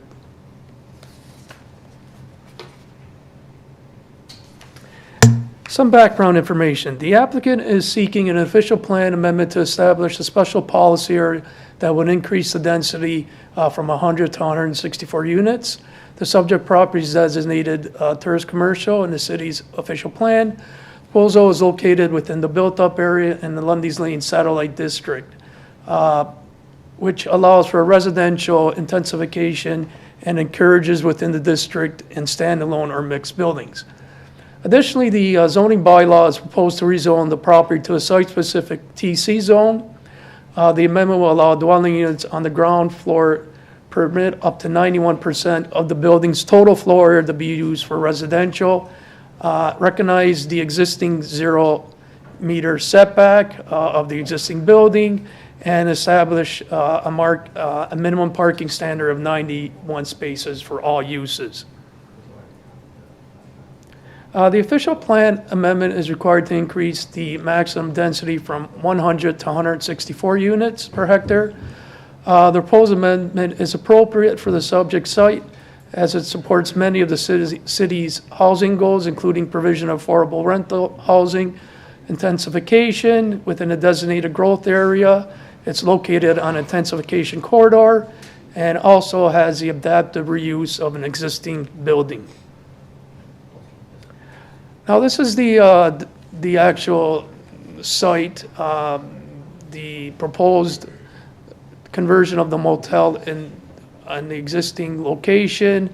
There's a access to go underneath with the parking area located around with an amenity area, and then there's a further access out to Beaver Dams.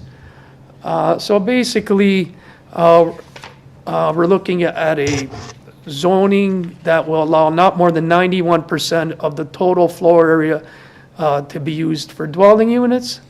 So we're recognizing the existing 0 setback in this location and also reducing the parking standard to 0.72 meters, which then gives us the total count of that parking number. Public open house was held on December 18th. The agent representing the applicant was in attendance. However, there was no members of the public. No emails or other inquiries were received as of to date. So now the Planning analysis. The proposed development conforms with the provincial and regional and city policies as it will contribute to a minimum intensification target of 50% of the residential unit constructed in the built-up area and provides intensification where appropriately serviced. The proposal will help in diversifying the housing supply within an urban area while minimizing land consumption. It also basically promotes the efficient use of existing municipal infrastructure services were appropriately designed to regulate the proposed use. Furthermore, the requested site-specific TC zone will recognize an existing building form that has a degree of compatibility with the surrounding area and allowing for the 91% of the ground level to be used for residential units with the justified parking standard. And the applicant, and through my dialogue with the applicant, I know I mentioned guaranteeing, he is attempting and hoping that a minimum of 25% of the units, which is 30 units in total, will be designated as affordable. So our recommendation is that council approve the official plan amendment and zoning bylaw to increase the permitted density, rezone the subject lands for the conversion of the existing motel to 118 bachelor dwelling units with various commercial uses subject to the regulations outlined in PBD 2025-14. Thank you, Mr. De Benedetti. Do we have any questions of council? I've got Councillor Patel, Councillor Lococo. Through you, Mr. Mayor, thank you very much for the great presentation. Actually, this building looks like apartment building, so it's a great idea to put this units in this closed motel. I have a couple of questions. One is, Lundy's Lane BIA expressed the concern that they did not get notice when the open house was held or about this application. So has there been always a procedure where BIAs got notified when there was a development coming within their area? Well, typically we circulated to the radius that's allowed in the under the Planning Act. Typically we haven't included the BIA, but moving forward, if that's a recommendation or a suggestion, by all means we will include them if there's an issue with that. Yes, through you, Mayor, Mr. Mayor, I would like to add the recommendation that any area where we are building or any refurbishment has happened, and if they are within the BIA areas, I think we should notify BIAs to see what their opinions are about the properties being repurposed. No, and, that would be including all the BIAs, like you're talking, also the main and ferry, Lundy's Lane, would that include all the BIAs that you're looking for? I'm sure there should be, yes. Okay. Thank you. Another question Just is... to that point, if I could, I'm sorry. Okay, Councilor, sorry, go ahead. to that point. Yeah. Thanks, Mr. Mayor. Yeah, I guess through you to Nick, I know, I don't think that you were here in November, but in November we dealt with the motel conversion that was down by the Millennium Trail on Lundy's Lane, and it was the same scenario at that time. And at that time I had brought up the same concern from the Lundy's Lane BIA, was that they weren't notified. Part of the problem with not notifying the BIAs is the BIAs have urban design guidelines that they work very hard on getting together and approving. And when they don't know that applications are coming down, it's almost like we're dealing in separate silos. So the city is looking at it from one lens, and it's just simply the zoning bylaw lens, and they look at it from both the zoning bylaw lens, but then also their urban design guidelines. But we're not really getting any crossover. So the Lundy's Lane BIA didn't have a chance to look at the last one that came down in November to understand whether or not it fits into their urban design guidelines, and they didn't have a chance to look at this one either. I did let them know that the property was going to maintain TC zone. They were pretty happy about that, simply because that means that they have to pay a levy to the BIA, and that's one of the things that they don't want to see, is they don't want to see the properties converted over to residential. But I know it was brought up in November, it's been brought up again now, so in the future, please, if the planning department can make sure that the BIAs do get notification whenever there's these larger applications coming down, because that is something that they want to ensure is that it fits into their urban design guidelines. Through you, through the mayor, the one thing that we do put the big public notice signs up there. So if they're in close proximity, it was both for the open house and for the public meeting. And we have changed our format. So if you see, those are the bigger signs. We used to have the little small ones. Now, because of the complexity of each project, we have the bigger signs. So if something was missed, they could have even brought it to my attention if they saw something coming up on the sign there. Yeah, I understand that we didn't do a proper, like a mailing circulation, but the public notice sign is out there also. Well, to be quite honest, Your Worship, it doesn't have to be by mail. I mean, we all deal in email, and that's how we get all of our notices for public open houses. So I don't see why the BIAs couldn't be the exact same as we are. I think email is fine. You don't have to send them written notification. As long as they know about the application so that they can comment on it before it actually gets too far. And in a lot of cases, like by the time it shows up to council, they don't want to be the ones to, ask us to defer an application based on the fact that they haven't seen it. They'd rather get a chance to see it ahead of time so that they can have comments even before it's, its final conception is in place, or final concept. That's great. And I think Councillor Patel, and I'm going to give the floor back to her, is going to add that as one of the recommendations, or whoever, when we do make this motion. That it should be the order of business. Back to Councillor Patel, then I've got Councillor Coco, then Councillor Dabrowski. Okay. Through you, Mr. Mayor, we are rezoning this to special tourist commercial, right? Special zoning? Site-specific. Site-specific. Yes. So in the future, for example, 10 or 15 years, if it does need to rezone to tourist commercial and somebody wants to put the hotel up there, is it possible to rezone it? No, we're still keeping, through the mayor, we're still keeping the TC zone. So say down the road that doesn't work out, they still can revert back to the TC zone regulations. Okay, thank you. That's why we're keeping it as a site-specific TC with the commercial, because they're also keeping a restaurant and a retail store, so we're keeping those commercial uses on there. Okay, thank you. Councillor Coco. Thank you, Mr. Mayor. I think this is a great opportunity to provide more housing and smaller units that we need. I do have two concerns. Mr. Benedetti did talk about this. Benedetti. I'm sorry. I always mess it up. I'm sorry. In the report, it said we'll attempt to provide 25%, 30 units at affordable at $732 a month, and the remaining units would be $1,200 at market. But then in the presentation, it said that they were guaranteeing, and then the presenter just said it wasn't a guarantee that they would work towards their best. So I guess my concern is, if it is affordable housing, they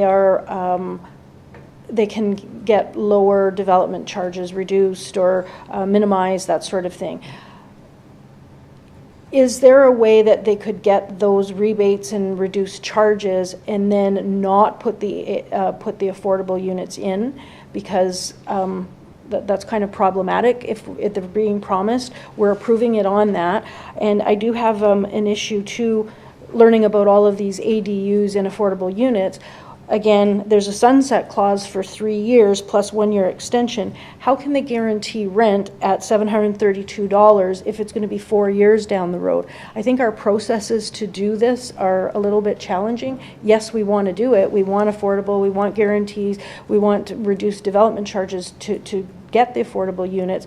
But on the reality side, if it's 4 years from now, how can they guarantee those prices? And are they guaranteeing a 25%? So that's my first set of questions. So I don't know, Mr. De Benedetti, are you able to answer that question on the DCs and the affordability issue? Through the mayor. When I had my dialogue with the agent, and Miles Weeks, he could also explain. Basically, for them to get that 732 value, there's an actual application that they have to apply to the Canadian Mortgage Housing Corp. Okay. That's also based on the provincial stats that were brought out in June of this year, of 2024. And in order for them to get the DCs, they have to have at least that amount, 732. So in order for he or she, as the applicant, when they put in their application, they have to put that number that they're trying to achieve, the 732, or else they won't get their funding. And then they won't be able to get the DC reduction. Okay, so they have to put an amount on the application, but they won't get the reduction until we know for sure that it's going to be affordable units. That's what I'm concerned, that we're giving a reduction and then we don't know if those are affordable. Our CAO is going to jump in too.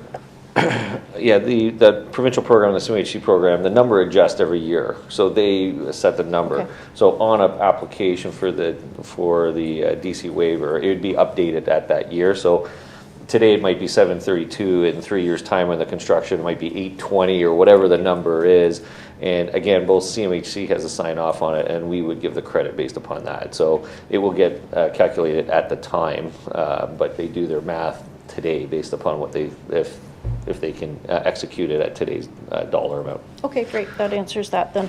My second concern is, we brought up single room occupancy a few meetings ago. This would be a motel that would be single room occupancy, and one of the things I liked about the single room occupancy is it had landscape design, like we were talking about the BIA, that they have it, but that's implemented within the SRO setbacks where you could put the landscaping, but it also has certain criteria for the tenants and for the owners, the expectations.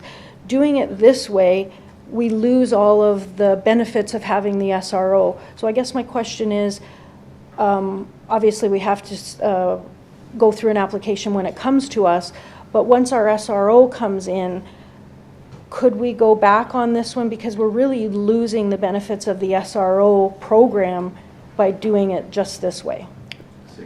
Oh yeah, we'll go to Signe. Ms. Hanson.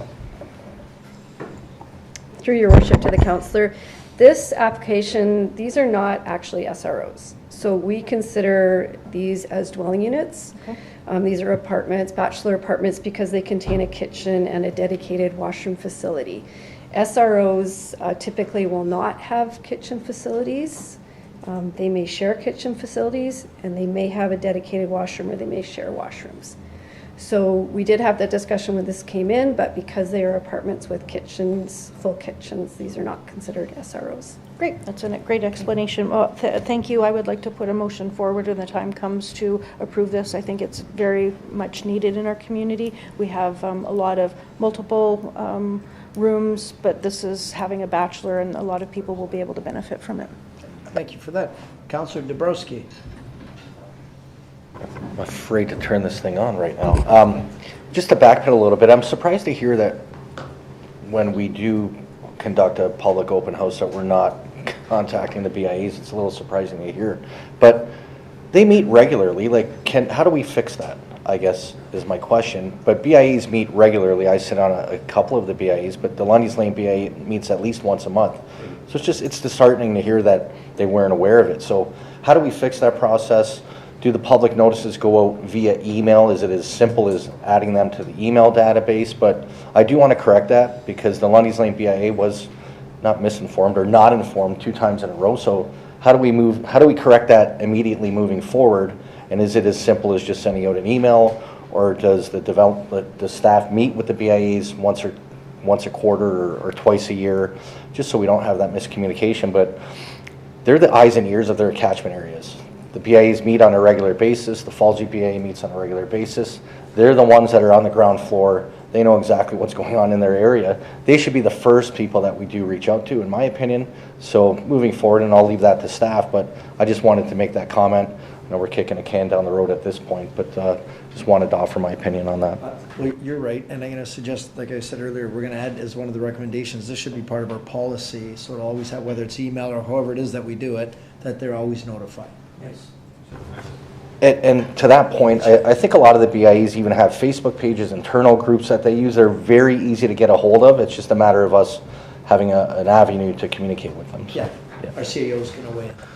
Yeah, staff can take it away. I just want to be clear, that'd be additional disclosures, because what we don't want to do is create policies that we can get that hung up on, that get peeled because we didn't live up to a particular policy. We meet the guidelines that are set by provincial regulation, including the posting of the sign, so that if a BIA member is frankly, driving on Lundy's Lane, they should be able to say, hey, there's a sign, and take a look at that.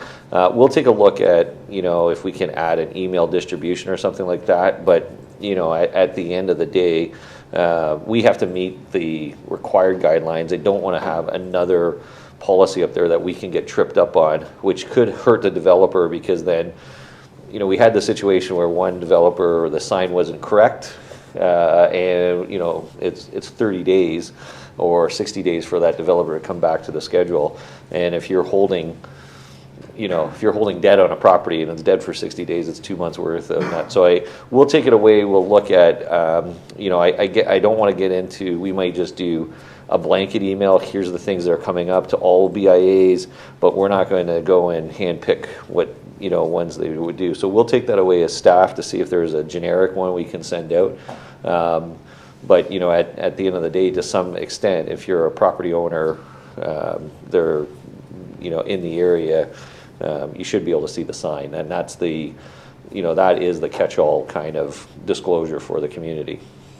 I'm going to make the suggestion, it's good customer service to do it as a matter of course, and I would suggest it should be policy, but the council will make the final decision. Councillor Coco? Thank you, Mr. Mayor. As the CAO was talking about that, I was thinking about on the website, there is a place where you can go and sign up for emails about different things, rec and culture, planning. So someone can go in and sign under planning, and they will get all of the planning emails. Sure, there'll be other ones that aren't in their BIA, but maybe we could send an email to the 5 BIAs, say, go to this link on the website, sign up, info@Fallsview BIA or whatever, and then they will get them all. And that sort of goes around what the CAO was saying.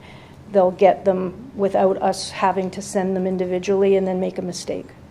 Well, I'm not too worried about that. I think I'd rather over-communicate than under-communicate, and in this case, I think we could have done a little bit better. Councillor Dabrowski? And I'll digress after this, and I can appreciate what the CAO is saying about the signage, but we just had 2 feet of snowfall. Lundy's Lane is a very busy roadway. You might miss it, but I think quarterly, if an update goes out, it could be a newsletter. It doesn't. I don't want to bog down staff with every single development, but it could be a simple quarterly newsletter. Here's upcoming developments. All the BIAs are on the list. Kind of keeps people informed with very minimal staff time. Yeah. Okay.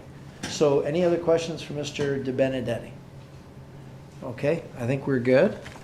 Mr. De Benedetti. Members of the public are advised that failure to make an oral or written submission at this public meeting will result or could result in the Ontario Land Tribunal dismissing any referral that it receives. Council now hear from anyone other than the applicant who wishes to speak to the proposed amendments. Mr. Clerk, do we have anyone registered? There's no one that is registered. Do we have anyone here? Pardon me? Okay, yes, please come step up to the microphone, if you would. State your name and address. We got 5 minutes. It's a question. Sorry. Oh. Protocol. Leslie Lawn, 5525 Rexenger Road, Niagara Falls, Ontario, L2G0S1. Regarding, not just regarding this, but future remodels of this type that retain their tourist commercial designation. We've got desperately needed bachelor units that are being proposed. Is there any way to guarantee those will stay on that market in perpetuity? Because if something comes up in a period of whatever is the minimum period for the application, okay, I'm wording this properly. What's to stop those affordable units from being turned back into just regular vacation units? Yeah, good question. We'll ask our CAO. Yeah, I don't know if there's any parameters that are existing to keep those in the system. You wait there. Sorry. Yeah, if they receive the DC credit for affordability and the CMHC funding, they're tied to 20-year agreements or 25-year agreements, 20-year agreements. So they have to meet the affordability guidelines for the full 20 years. If they don't, then they are charged back for the credit. CMHC has penalty clauses also in that. Post 20-year period, though, they are allowed to go to market at that point in time. Wonderful. Thank you. Good. Thanks for the question. Is there anyone else other than, yes, come forward. If you would, state your name and your address, and then we'll start the 5-minute clock.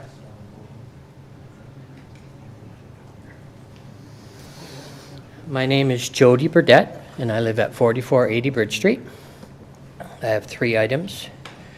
The conversation about the BIAs being notified. Okay, I agree with the concept that there should be no special notification above and beyond what the requirements allow. If the BIAs want to know what's going on in their district, they should educate themselves a little bit better. As the CIO said, if they drive by the sign, that should be enough that they see it. I would prefer not to burden City Hall's time with anything extra beyond that. I came in to mention the financial aspects of it. But first of all, I'll mention to you that I approve, that I want you to approve this amendment. Okay, it's a good concept, adds housing and everything else like that. Financially, just using the number where they said 91% is going to be converted over to residential, tax base wise assessment, it's probably assessed at 100% commercial right now. Whenever this gets concluded, all likelihood, the tax assessment is going to be split into 9% commercial, 91% residential, with the residential rate being less, pretty much half. That's going to be a loss of revenue, tax revenue to the city. Now, Councillor Peter Angelo mentioned about the BIA and the levy of the BIA. You guys can check this. I'm just bringing it to your attention. But that portion of the BI levy on that property is probably going to drop by 91%. Because if I understand correctly, the BI levy is based upon the commercial tax assessment of the property, not the zoning of the property. That's all I have to say. Thank you. Okay, Appreciate thanks. the input. Thank you. Good things to consider. Is there anyone else other than the applicant who wishes to address council? Okay, sounds good. Looks like we've got everybody. Council will now hear, oh, I already did that part. Council will now hear from the applicant or his or her representative. Is this a virtual one, Mr. Clerk? Or? Yes. It is, okay. If it is, we are going to need about 90 seconds to set that up. Okay. I think that. Sorry, we Yep. changed some of the audio setup just into that feedback. Mhm. So I got hold of plus. Okay. Through hoping that nobody would contact us. For Here we are. So my apology. Your side. Listen.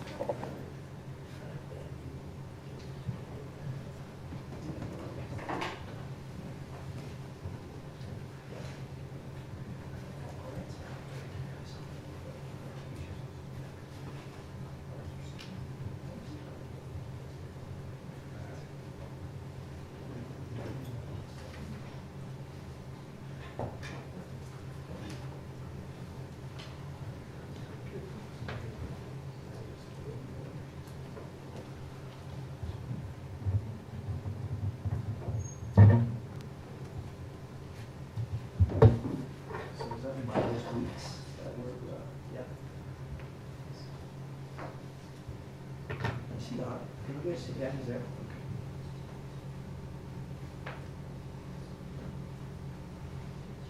I think we should be good, Mr. Mayor. Yeah, for that. Give it a shot. Miles Weeks, are you there? Oh, turn on your microphone, Mr. Mayor. Miles Weeks. Hello, everybody. Can you hear me? Yes, yes, we do. Welcome to the meeting. Thank you very much. Yeah, the floor is yours. Okay, well, I don't know if anyone can see me or if the video function's enabled, but I'll continue on. So thank you all for joining us.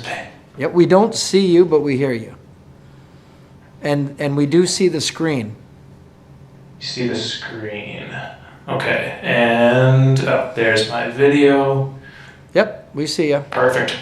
Well, it's a pleasure to speak with you all tonight, and I do apologize for not being able to attend in person. I'm actually expecting the birth of my child very soon, so my wife wasn't going to let me drive off tonight, so I appreciate you accommodating me virtually. Yeah. I did prepare a presentation for this evening, but to be honest, Mr. Benedetti has covered all the points I would otherwise cover, and I believe the questions thus far have been asked and answered where necessary, so I don't think there's a lot for me to add. I've agreed with all of staff's points so far, so I am available to you if you have any questions for me on behalf of the applicant, but I think in order to save everyone a little time, I won't go through my full presentation. All right, sounds good. So do we have any questions of council? Yes, Councillor Baldinelli. Thank you. Through you, Mayor. Great opportunity to expand. Obviously, we need the room, but I'm just looking at the commercial part of that development and separate from the residential uses, correct? Yeah, that is correct. Yep. Okay. And I see that we have parking available, and they're all kind of, you have your certain number of rooms, 91 parking spots, 0.74 per unit from the 1.4 or whatever it is to offer. If this is a successful business area or commercial use, where would they? I understand that you say it's all parking spots for everybody, so it's a free for all, or does each unit get a parking spot? So I think the easiest way to answer that is that the zoning bylaw does have a allocated requirement for the commercial uses. In terms of how that gets played out practically on the site, I would have to defer to the applicant in terms of how they're going to actually manage parking on the property. But typically, what we would see is an allocation of certain spaces to those commercial uses to ensure that they can have visitors and clients come in, with the remainder being residential. And whether or not the residential ones are allocated to specific tenants would be really up to the applicant. Okay, I'm just looking at the design, so I'm not sure that I actually see that, and I just was wondering how that would work if everybody did have a vehicle there. I understand that it's a low-income bachelor area, and hopefully they can use public transit, but if they don't and people have all vehicles, I'm just wondering how that would work. That's just my only consideration. Thank you. Okay, thank you. Any other questions of council for Mr. Weeks? Yes, Councillor Patel. Through you, Mr. Mayor, to Mr. Weeks, what does the bachelor apartment look like? What is inside the apartment, and what is the size of it?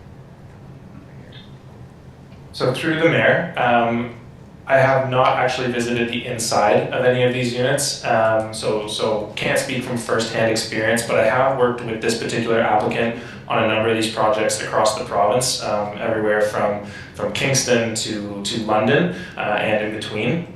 So these are bachelor units because they are essentially hotel, or in some cases motel suites. So the size is typical for what you would expect in those types of suites. They do have kitchens. They'll have an induction cooktop if you're familiar with those ones that effectively sit on top of the counter, but they have burners. They're not just hot plates. And then it would be a bachelor suite, so you'd have a living space, and you'd have a private personal bathroom along with your kitchen, and they do all have windows and meet all building code requirements in that sense. So I think that's kind of the best description I can give at this time, and the sizes of the units, they do vary slightly. So we have submitted floor plans that illustrate those, but they are, like I said, they are essentially what you'd expect for kind of hotel suites. Thank you. Through you, Mr. Mayor, to Mr. Weeks, for a rental process, would that be the same process at the apartment buildings or condos? Would they have to be approved to rent a room? Like, for example, if somebody does not have a good credit, they would not be able to rent the room there? Through the mayor, I'm not familiar personally with their rental process, but as far as I'm aware, there is an application process. What the criteria would be, I'm not entirely sure. But I would imagine, given that there's an affordability component to this, that it's not your typical it's not your typical requirements, but again, I can't actually speak to, what vetting process, if any, is done for potential tenants. Okay, thank you. Thank you. Any other questions of council? Okay. Yeah, go ahead, Councillor Baldinelli. I'm just looking at the diagrams now. Are you to maintain the doors that go between rooms? Or are they going to be removed and made a solid wall? Through the mayor, that's an excellent question. Typically, those would be removed unless there was a particular situation where perhaps it was a double unit for whatever reason, but at this time, they're all proposed to be individual. So I believe, as in accordance with building code requirements, you would have to remove those doors. Again, that's unfortunately a detailed question that I'm not particularly familiar with myself, but that would be my understanding, is that those doors would be removed as part of the formal conversion of the building away from a hotel use to a residential use. Good.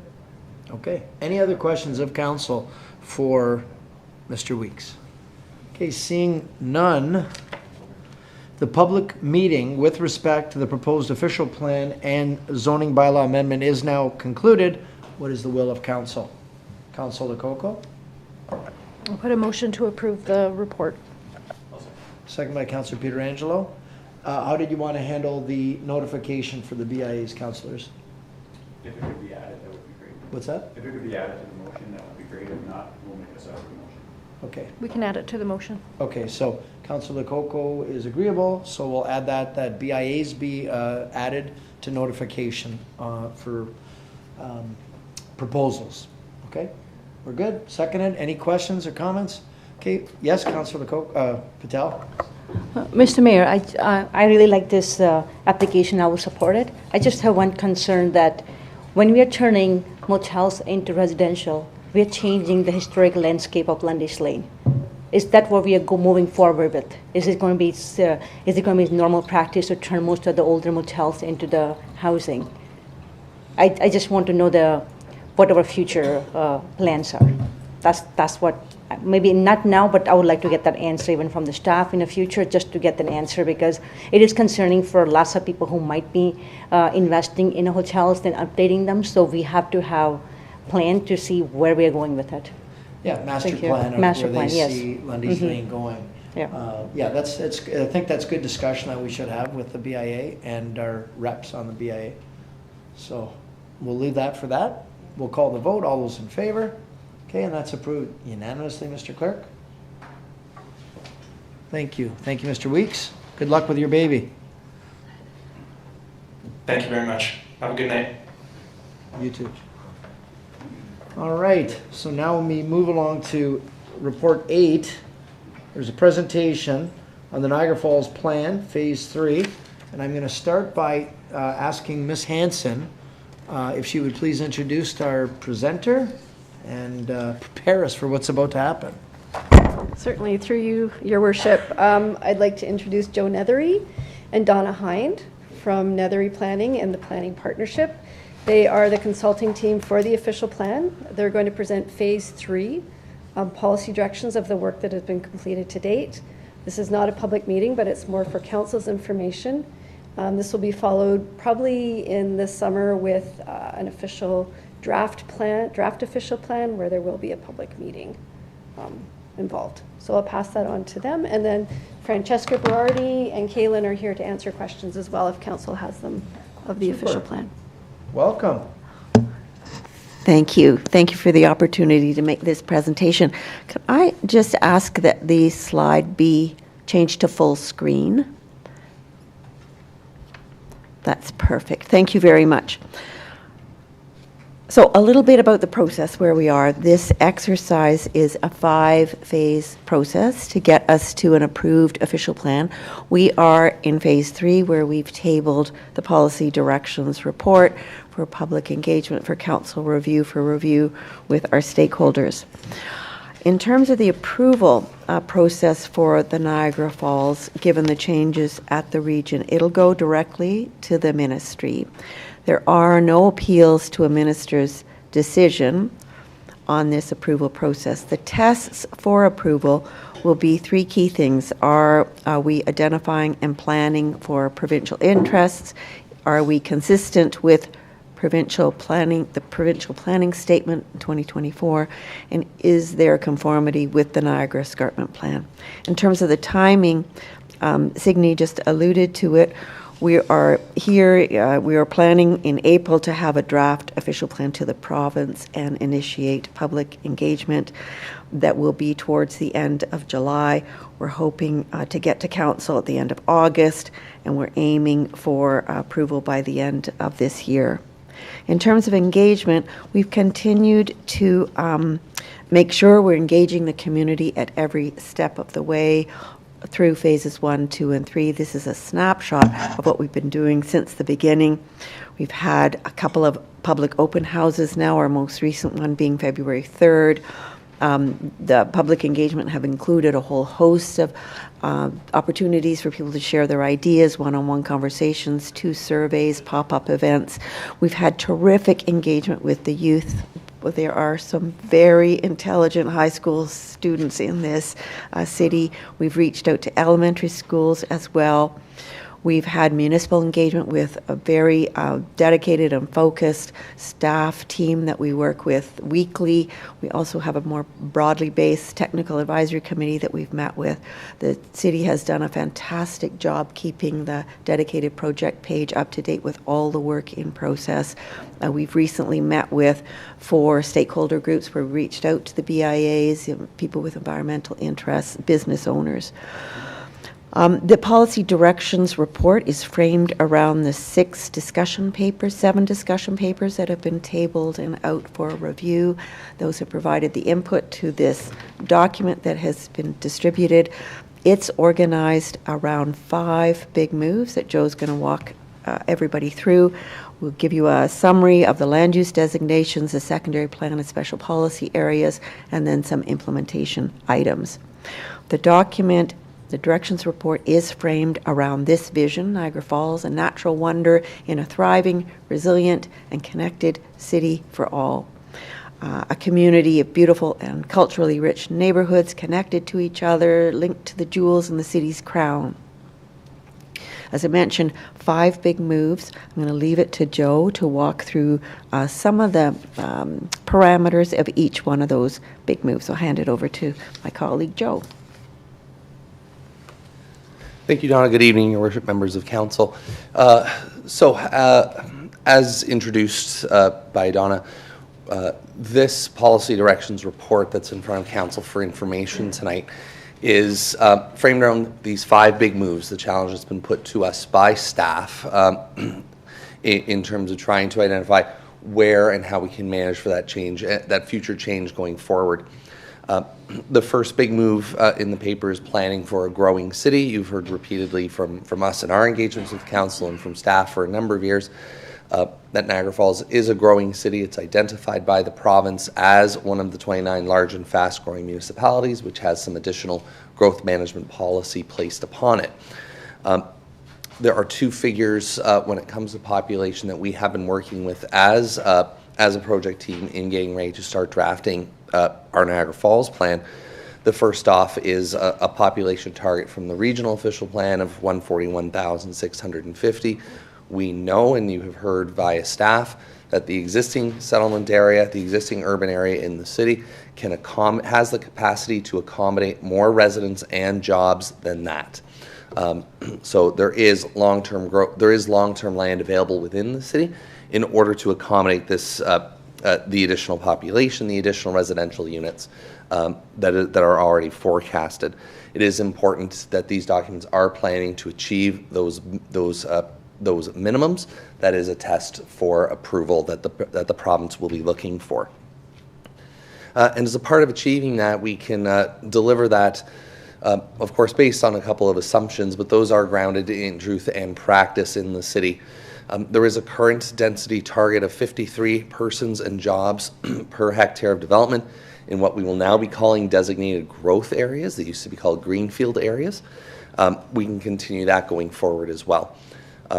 a target of 150 persons and jobs per hectare for the area we're in right now in downtown/historic Niagara Falls, and maintaining that regional growth target of 50% of growth through intensification, regardless of the fact that there are new designated growth areas, the former greenfield areas, that are on stream in the city that staff have been working through with different consulting teams to deliver those secondary plans for you going forward.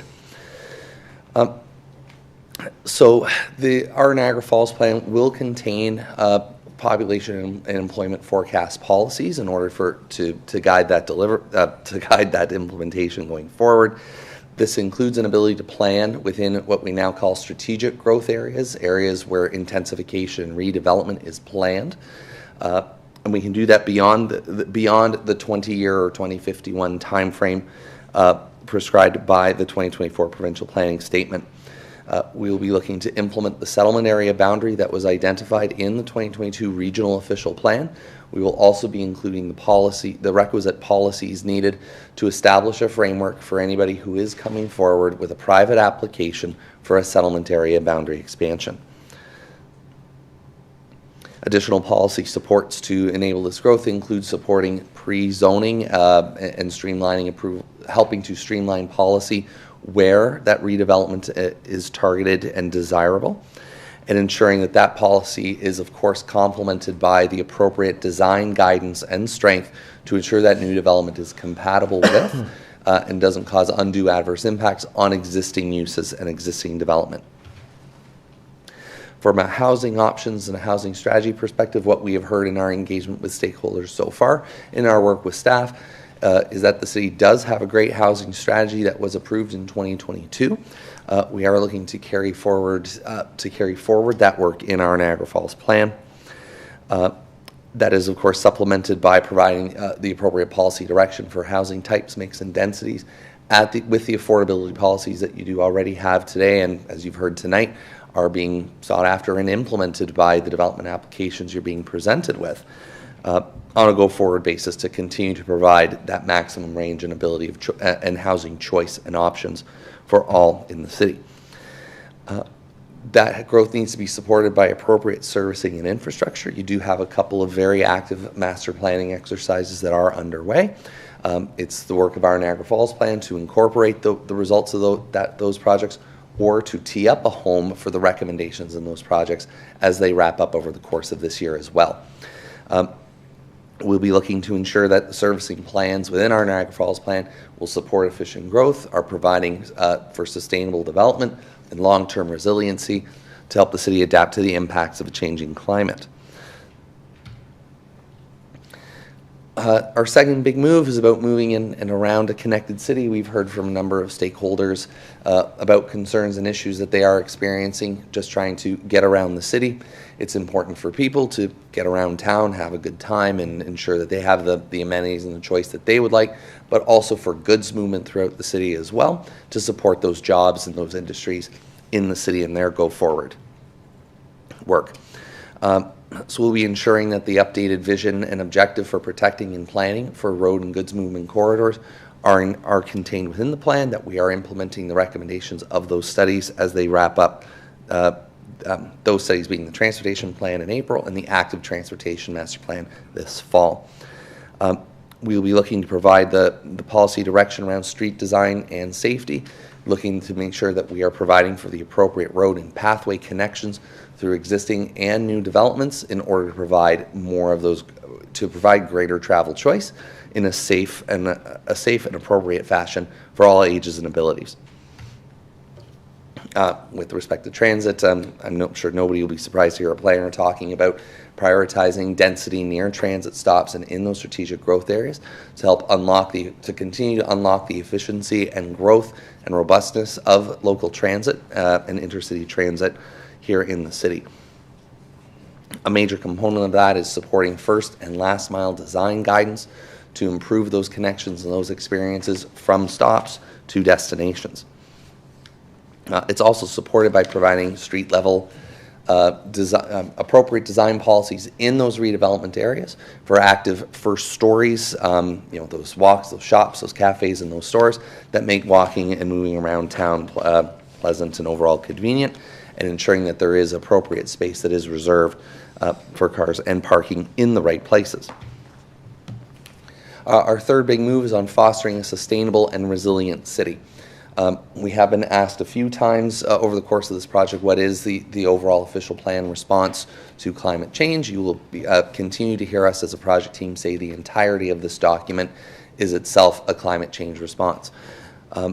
One of the easiest things that we can do with respect to that future growth is accommodating it in the right areas and the right building types that encourage intensification and increased density within the existing urban area. By focusing on the walkability in those developments and preventing uncontrolled, and looking to limit and inhibit uncontrolled growth of single-use types at the edge of the city in order to ensure that phasing and infrastructure provision going forward is appropriate. We will, of course, be providing the policy basis to protect significant natural heritage features and key hydrologic features, ensuring that those lands are protected long-term from development to provide that resiliency and support within the landscape itself. We'll be looking to encourage the protection and expansion of the city's urban tree canopy, understanding that the city is undertaking other work and projects in this regard at this time.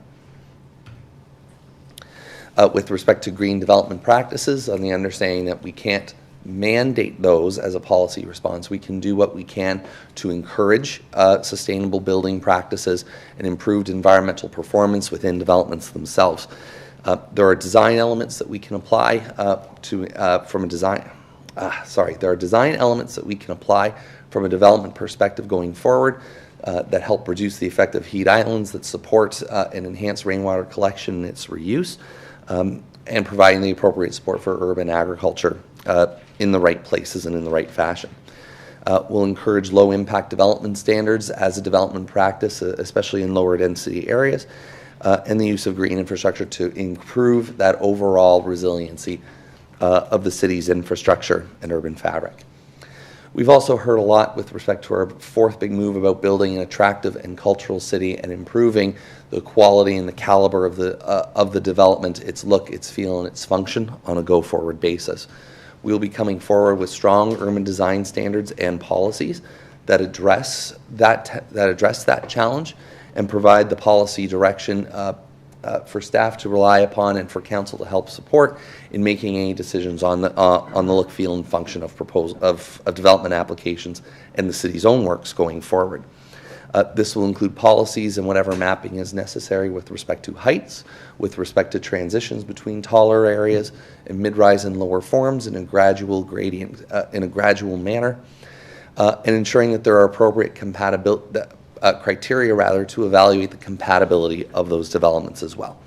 We're also going to do what we can in terms of recommending that council support policies that will integrate other forms of development into community facilities, looking to provide and encourage an expanded range of community services and municipal services within the city's own assets from a land and building perspective. We will be providing the appropriate policy framework with respect to the parkland hierarchy, including policy guidance, design features, and functionality around various smaller types of parks and newer forms that you'll be that you will be seeing more and more frequently as developments get more dense and more taller in central locations. There will be citywide public realm design guidelines and, of course, park provision standards within those as well. And with respect to cultural heritage resources, providing the appropriate set of policies to support the identification and conservation of those resources, on the understanding, of course, that provincial legislation and direction has changed in this regard in the last couple of years and makes it clear that this work has to engage with protected and identified resources. We will set up the appropriate criteria, of course, for evaluating those resources in a that may be in a review phase on a listed inventory. And lastly, our fifth big move is on promoting a strong and healthy economy. We'll be here ensuring that we are providing the appropriate policies and protections for at least two different types of employment lands. Those that require the protection or will benefit from the protection given under the provincial planning statement for core areas, and other lands that provide for a greater range of job-generating uses as well.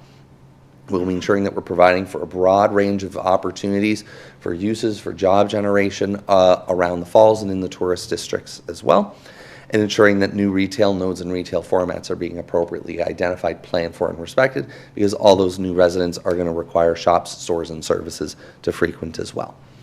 We'll provide the appropriate policy protection, including local criteria around any conversion of employment lands that may be proposed by landowners.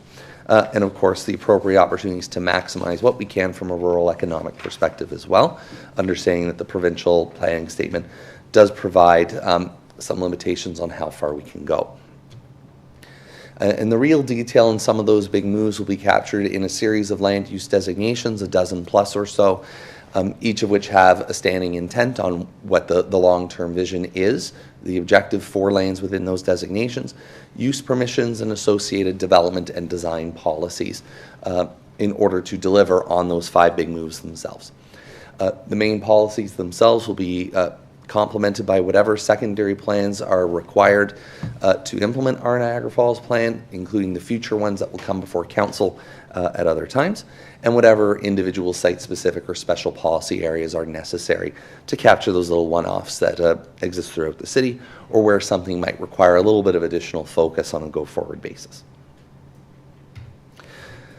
And so with that, I think we'll turn it back to you, Your Worship, for any questions that we have in order to wrap up the 3rd phase of work. Okay, Joe, thank you for that. Looking for any questions or comments from council. Councillor Lococo. Thank you, Mr. Mayor. I found this process to be very exciting. I learned a lot about the city, what we had, what we should do. It was very interesting to watch all of the residents be part of it. People had their own forte. Some were environmental, some were building. It was quite an exciting process. So I'd like to thank the consultants along with our staff. I think they did a great job. This comes around, once every 20 years or so, or even longer, to do this process. So I have a couple comments and then I had a couple questions. Some of the things that really jumped out at me that I'm really excited about are strengthening our environmental protection, protection of our heritage and our community facilities, our urban design standards. We talked, there's a statement in there that the municipality may be able to go beyond the minimum standards. We always talk about a Niagara Falls solution.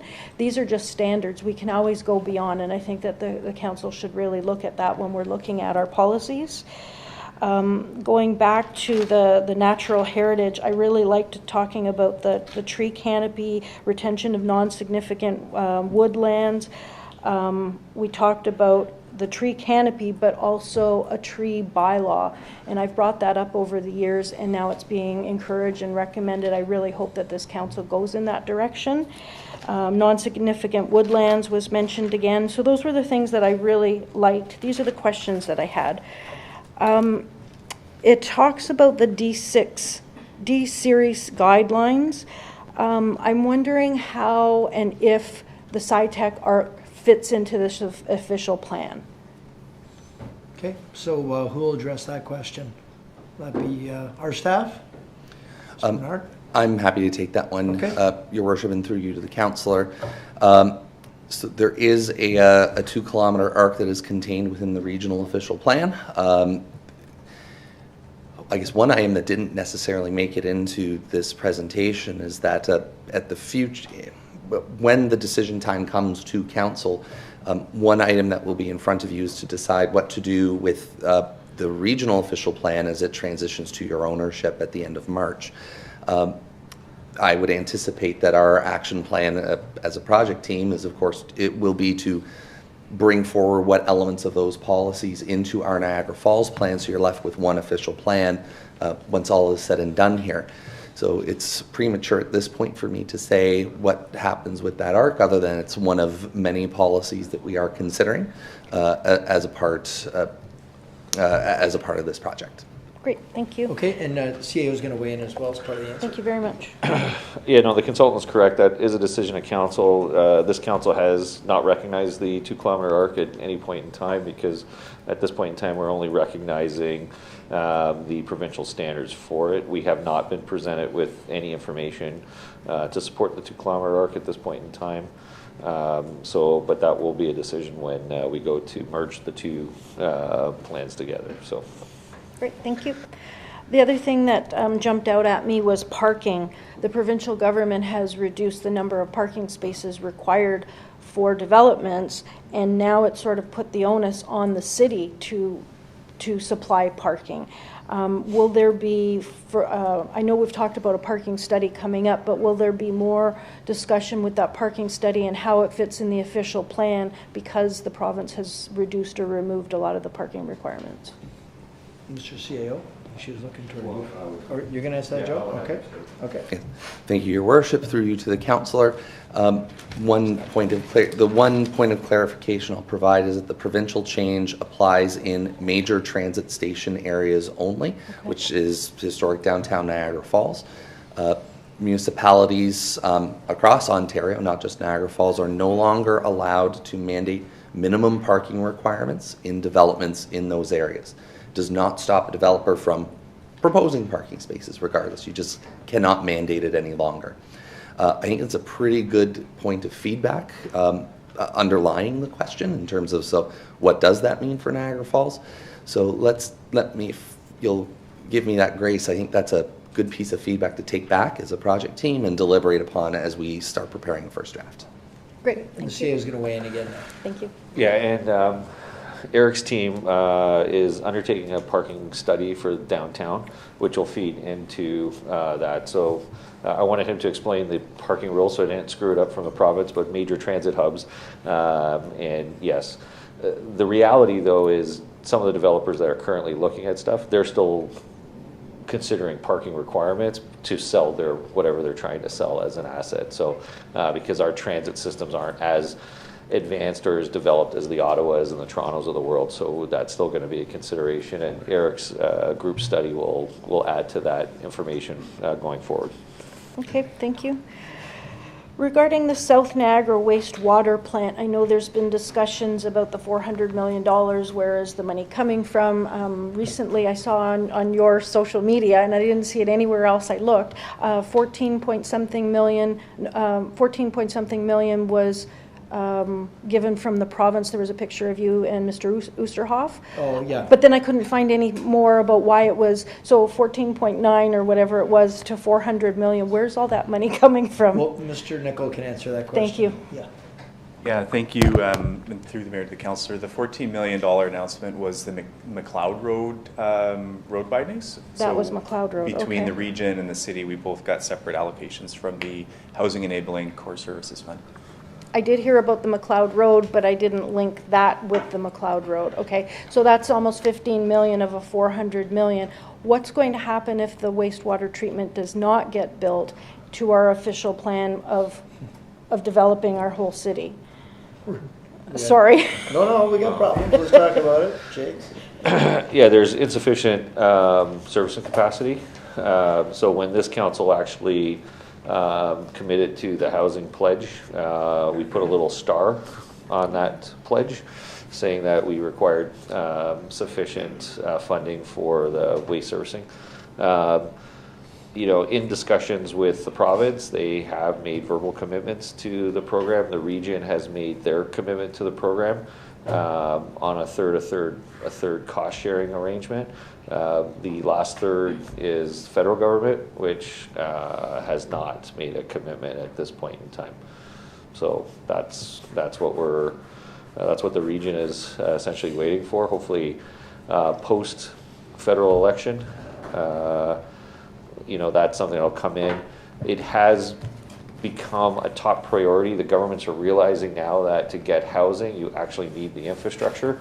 So I think they are actually kind of turning their head to it. It's not as sexy opening up a the Jim Diodati wastewater treatment plant.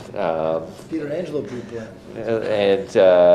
But they're realizing that without the required servicing capacity, it doesn't go. So we're hopeful that the federal government and the provincial government the provincial government renews their commitment, and the federal government steps on board with it.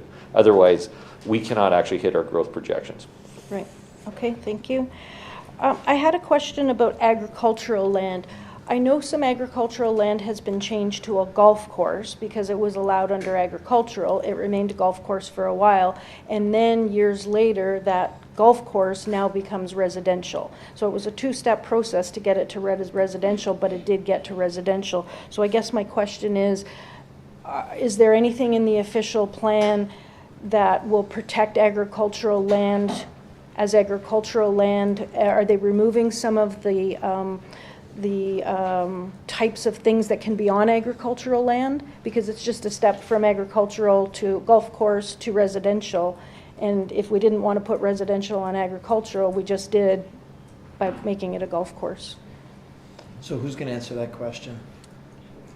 Joe, yep. Yeah, I'll take that, Your Worship, through you to the councillor. I guess one of the,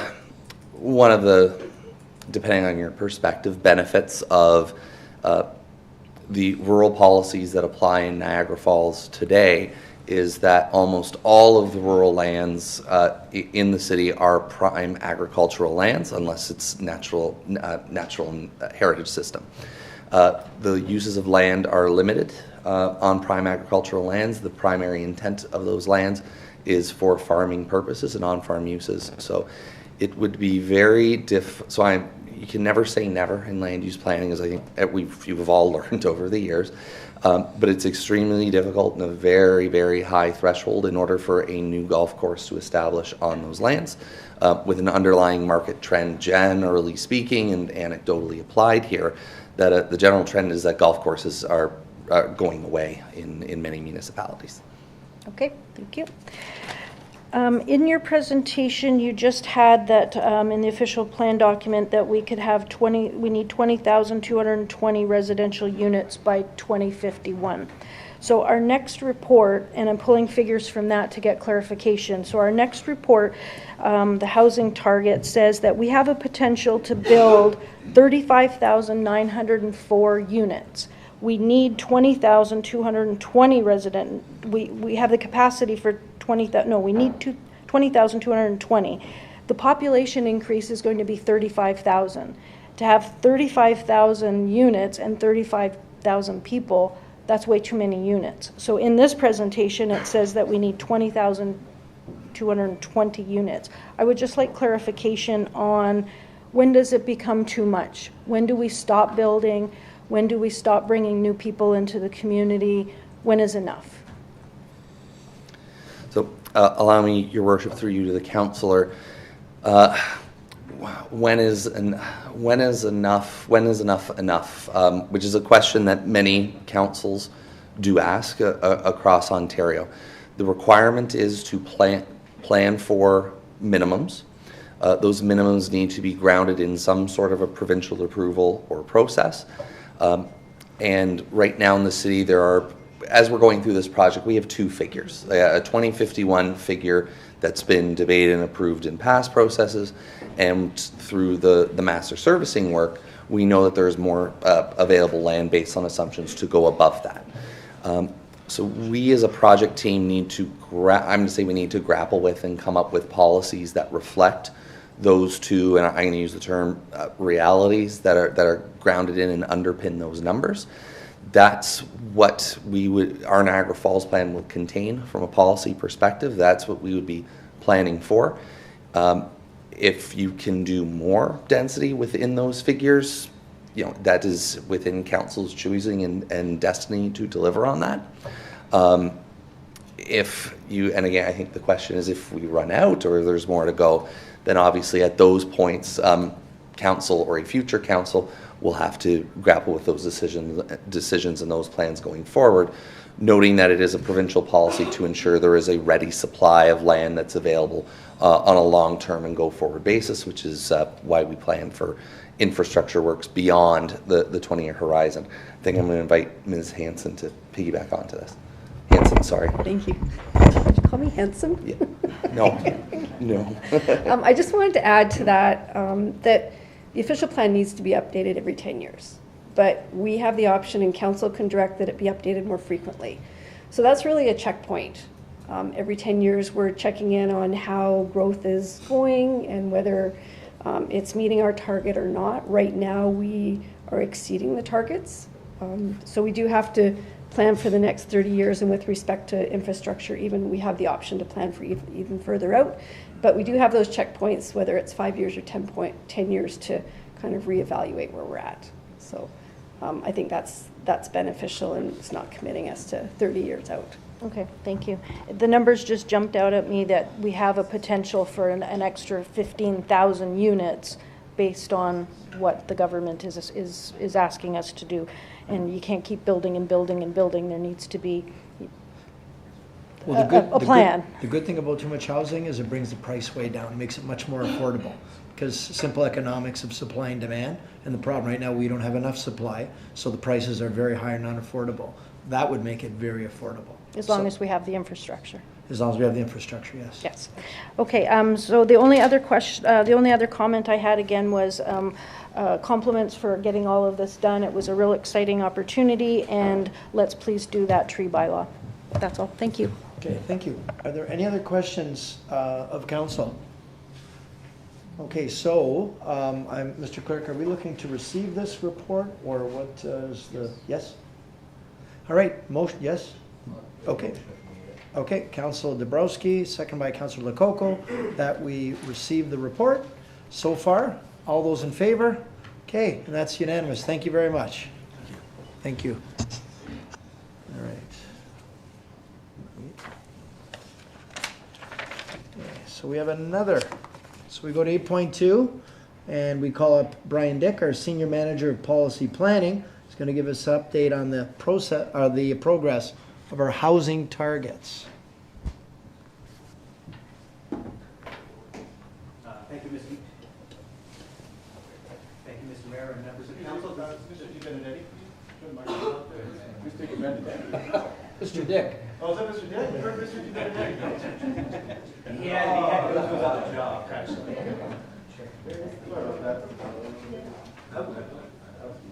Jeez. I didn't do well in audiovisual in high school. Thank you, Mr. Mayor and council. This is just a very brief presentation as to how we're doing with respect to our housing targets. As you're well aware, that council signed a housing pledge back in 2023 with the province, where we've committed ourselves to producing 800 new units of housing per year. So this is just quickly the city's efforts to address housing. We've been speeding up the process of applications. We've implemented our City View system, which is our online portal, and our development staff are working hard and processing applications within the approved timelines, as well as we've implemented a delegated approval process. And this is kind of just, these are applications that don't need to go to council. And we looked at 16 applications in 2024, and it's actually sped up the approval time about 2 to 5 weeks, depending on the application type. Also, with respect to regulation, as you just heard, we have a new official plan that's currently under development. We are doing multiple new secondary plans, and this is going to provide more developable land within our existing urban area boundary to accommodate housing. As it was alluded to in the earlier discussion, we have the potential for, and this is just the land available, for 35,000, almost 36,000 new units of housing by the year 2051. And as we all know that we have a large supply of approved applications, but not always does that come into fruition, so you kind of want to have more approvals than what your targets are. And we're also doing a direct investment in the production of housing. So we're working in Park Street. We're thinking about redeveloping, or doing a secondary plan or a neighborhood plan for the redevelopment of the existing Greater Niagara General Hospital site with some MTO lands. And we're also looking at examining surplus city lands to create more housing opportunities.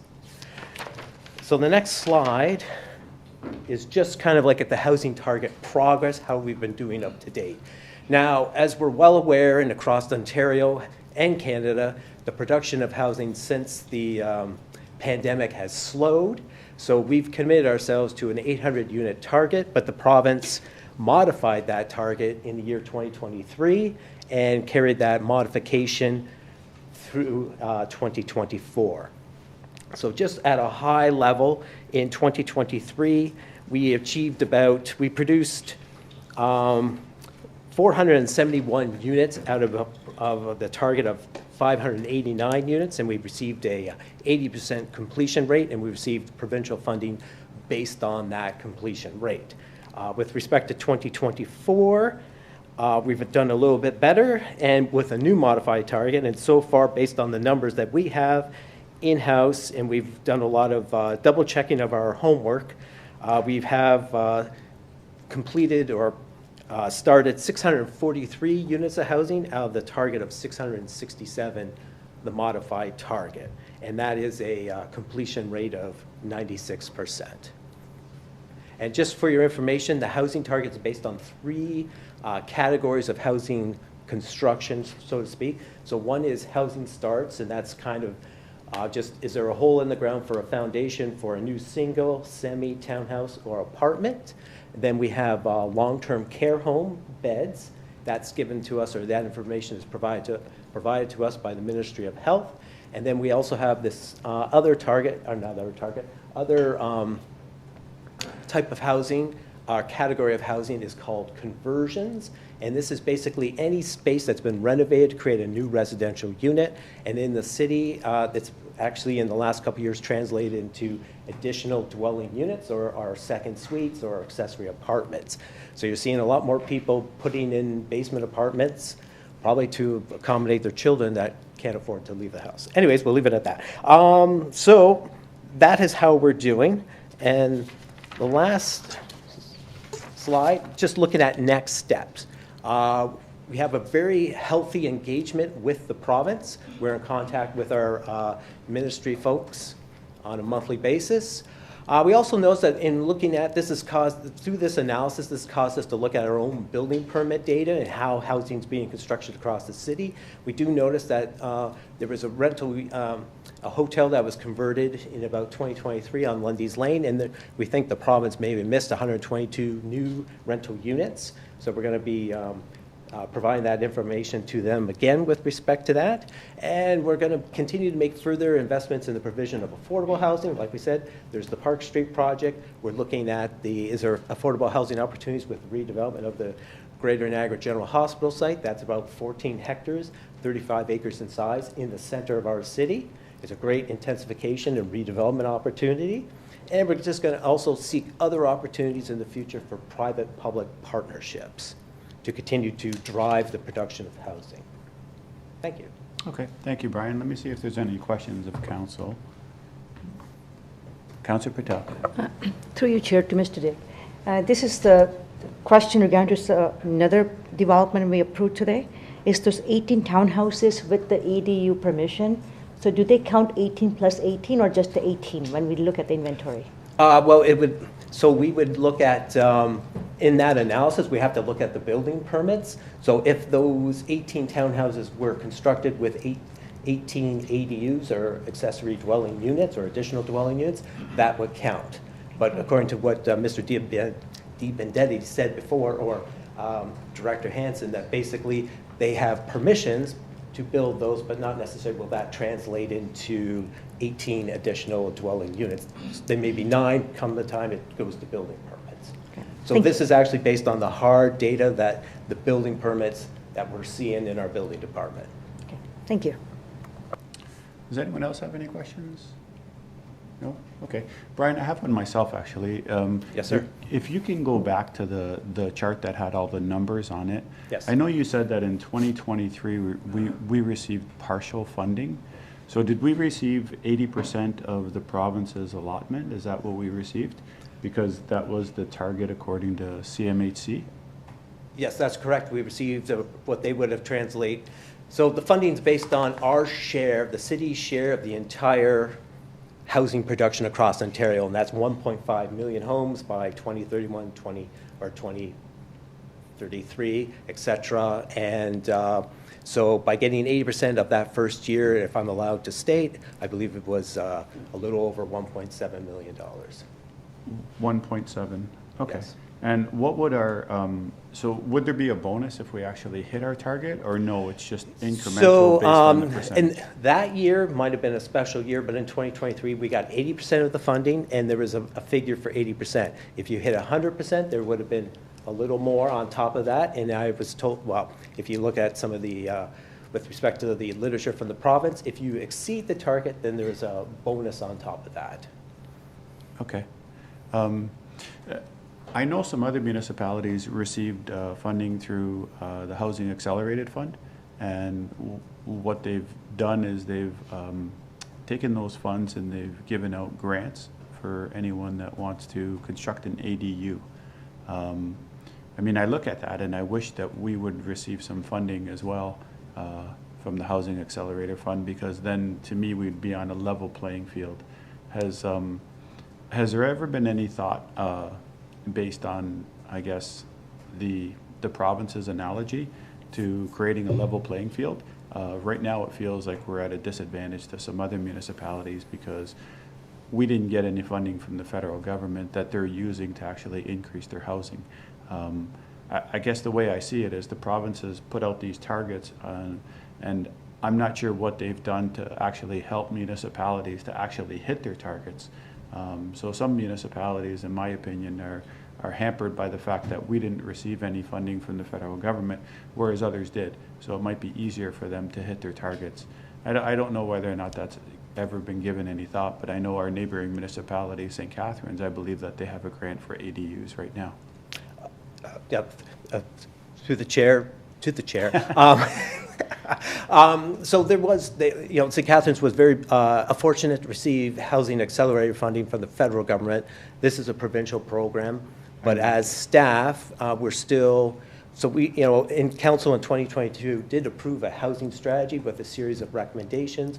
One of them was looking at additional dwelling units in, we're currently working on towards looking at an affordable housing CIP, which will probably have a ADU component and looking at trying to incentivize the production of alternative forms of housing, such as additional dwelling units.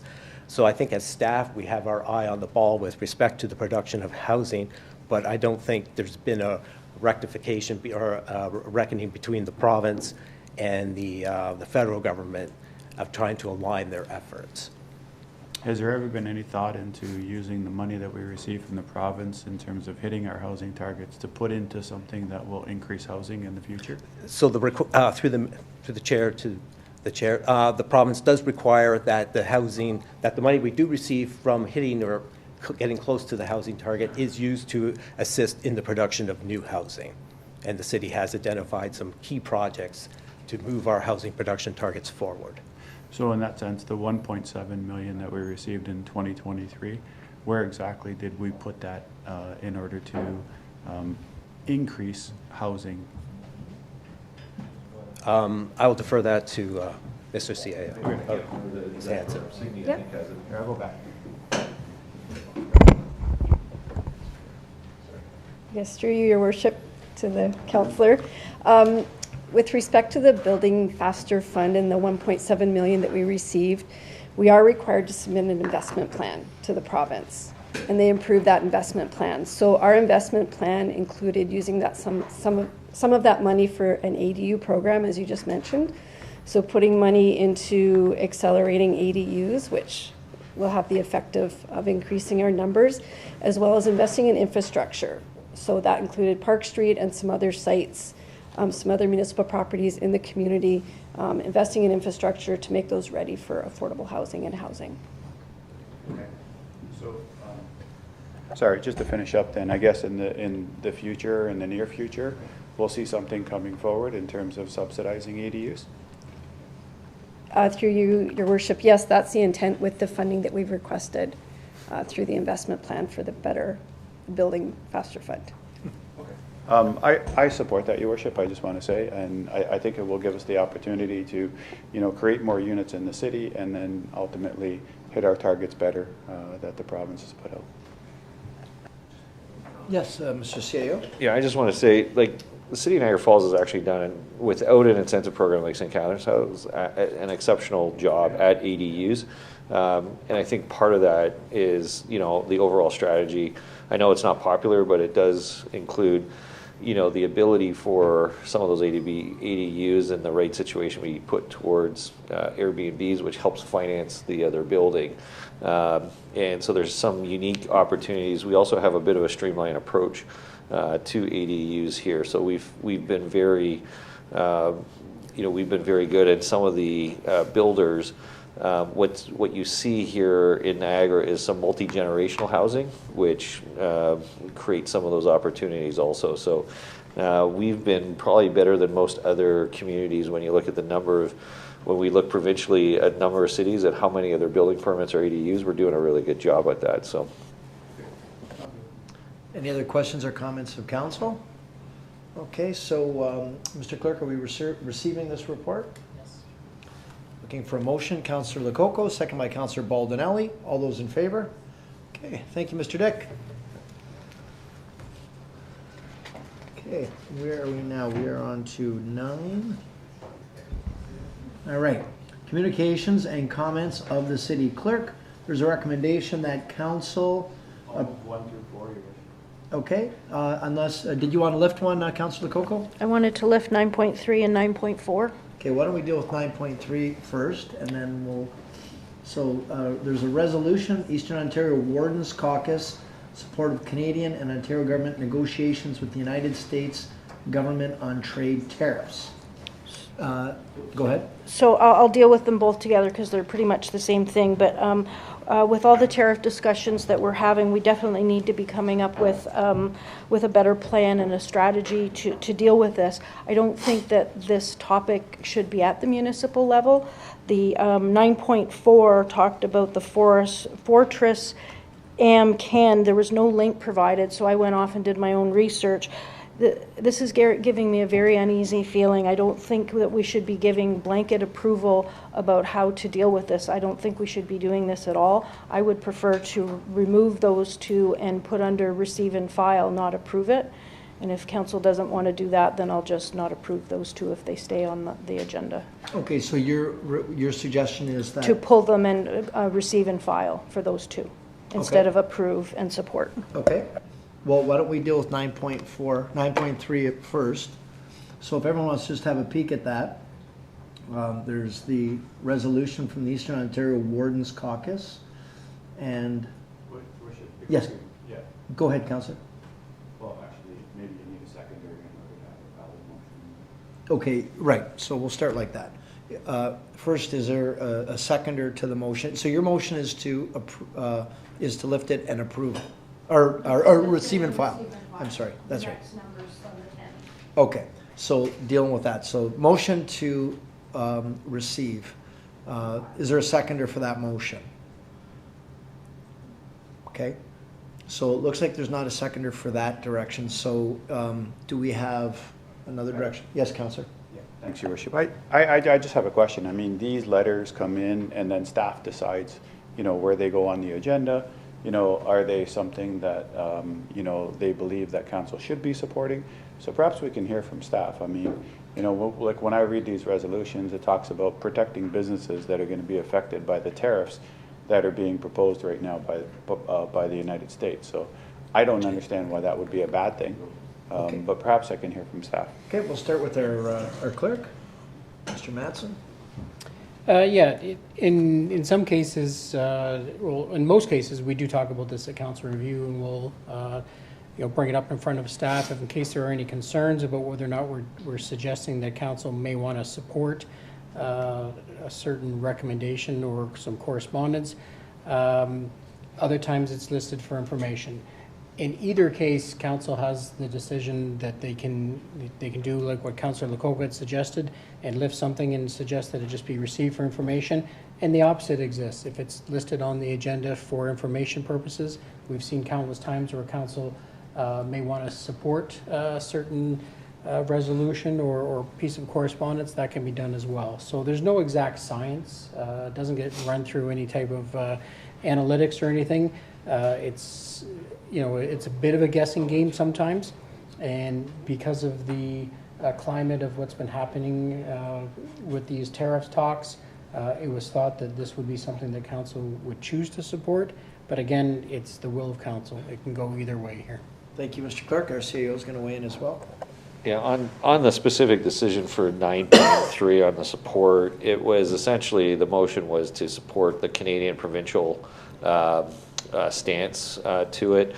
It was to, which was an AMO suggestion, was to essentially allow, for lack of a better term, the ability to increase local preference on procurements, so kind of suspend part of that. I might not have the exact wording down right for the procurement rules, but was to allow for municipalities to undertake a more buy Canadian approach. And I think it was also to eliminate internal trade barriers. And so when we kind of looked at that one, it was essentially I think it was the Eastern or Western Caucus, can't remember, Eastern Caucus, Orange Caucus put that forward. It was very much aligned with AMO, so we just kind of wanted to support it because it seemed to be aligned with both the province and the feds, so that was it. But, it is a bit of a toss-up, as the clerk says, whether it's a receive and file or a support going forward. Thanks, Your Worship. I mean, just based on that, I mean, I don't know why anyone wouldn't want to support buy local, buy Canadian. So I'm in full support of it, Your Worship. So you're going to table your original motion then, or back to your original motion? My motion is to approve 1 to 4. 1 to 4. Yep. Okay. Seconded by Councillor Dabrowski. Yes, Councillor Lococo. Thank you, Mr. Mayor.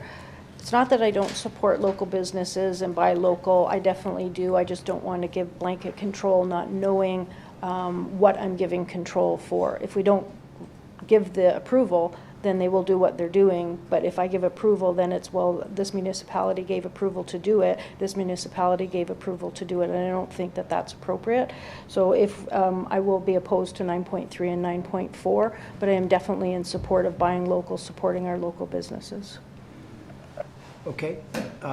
So then I guess we'll have to do them, if you're going to vote, how do we do it? We've got to do them separate, right? Then if she wants to vote separately against them, the first two and the last two? Mr. Clerk? We can just take note that she's opposed to those two, you can do much that? like we Okay. do with the bylaws. Okay. So why don't we do it like that then? So there's a motion by Councillor Pietrangelo, second by Councillor Dabrowski, that we approve all four 9.1, 9.2, 9.3, 9.4. Okay? All those in favor? Okay, and then with Councillor Lococo opposed to the last two, I'm sorry, yes. And I do want to point out for anyone watching, the 9.1 was proclamation flag raising request for World Autism Day, April 2nd. 9.2 was flag raising request for Pride Niagara, Pride Week, which is June 2nd. And then 9.3 was the Eastern Ontario Wardens Caucus, and 9.4 was the City of St. Catharines, supporting the provincial government's direction of supporting businesses. I think they called it, what was it called? AMCAN? Fortress AMCAN, which is American Canadian tariff negotiations rather than fights. So those are what we voted on. And now we go to 10, communications and clerks and comments of the city clerk. There's a recommendation receiving for information, 10.1 through 10.4. Councillor Lococo, you wanted to lift one? Thank you, Mr. Mayor. 10.4, same process of what we actually did. Back in November, there was a resolution from Fort Erie, and we pulled it from receive and file, and we approved it. So I would like to pull this one from receive and file and approve it. Okay, and 10.2. Oh, 10.2, you said 10.4. Oh, I'm sorry. I'm looking at 10.2, and I thought I said 10.2. 10.2.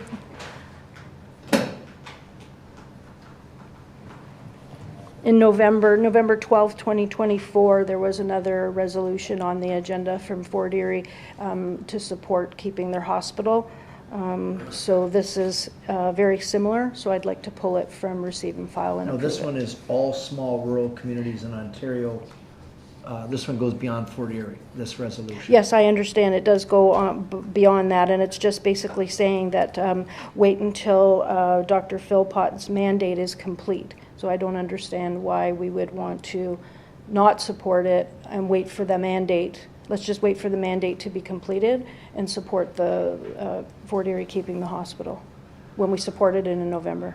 We did, except this one goes beyond that. A little bit, yes. Well, a lot. It goes the entire province of Ontario. The other one, we're supporting our neighboring community. This one's for Ontario. Yes, and So- yeah, but this is coming from Fort Erie. Okay, so do we have a seconder for the motion? Councillor Patel, okay. Any discussion to the motion?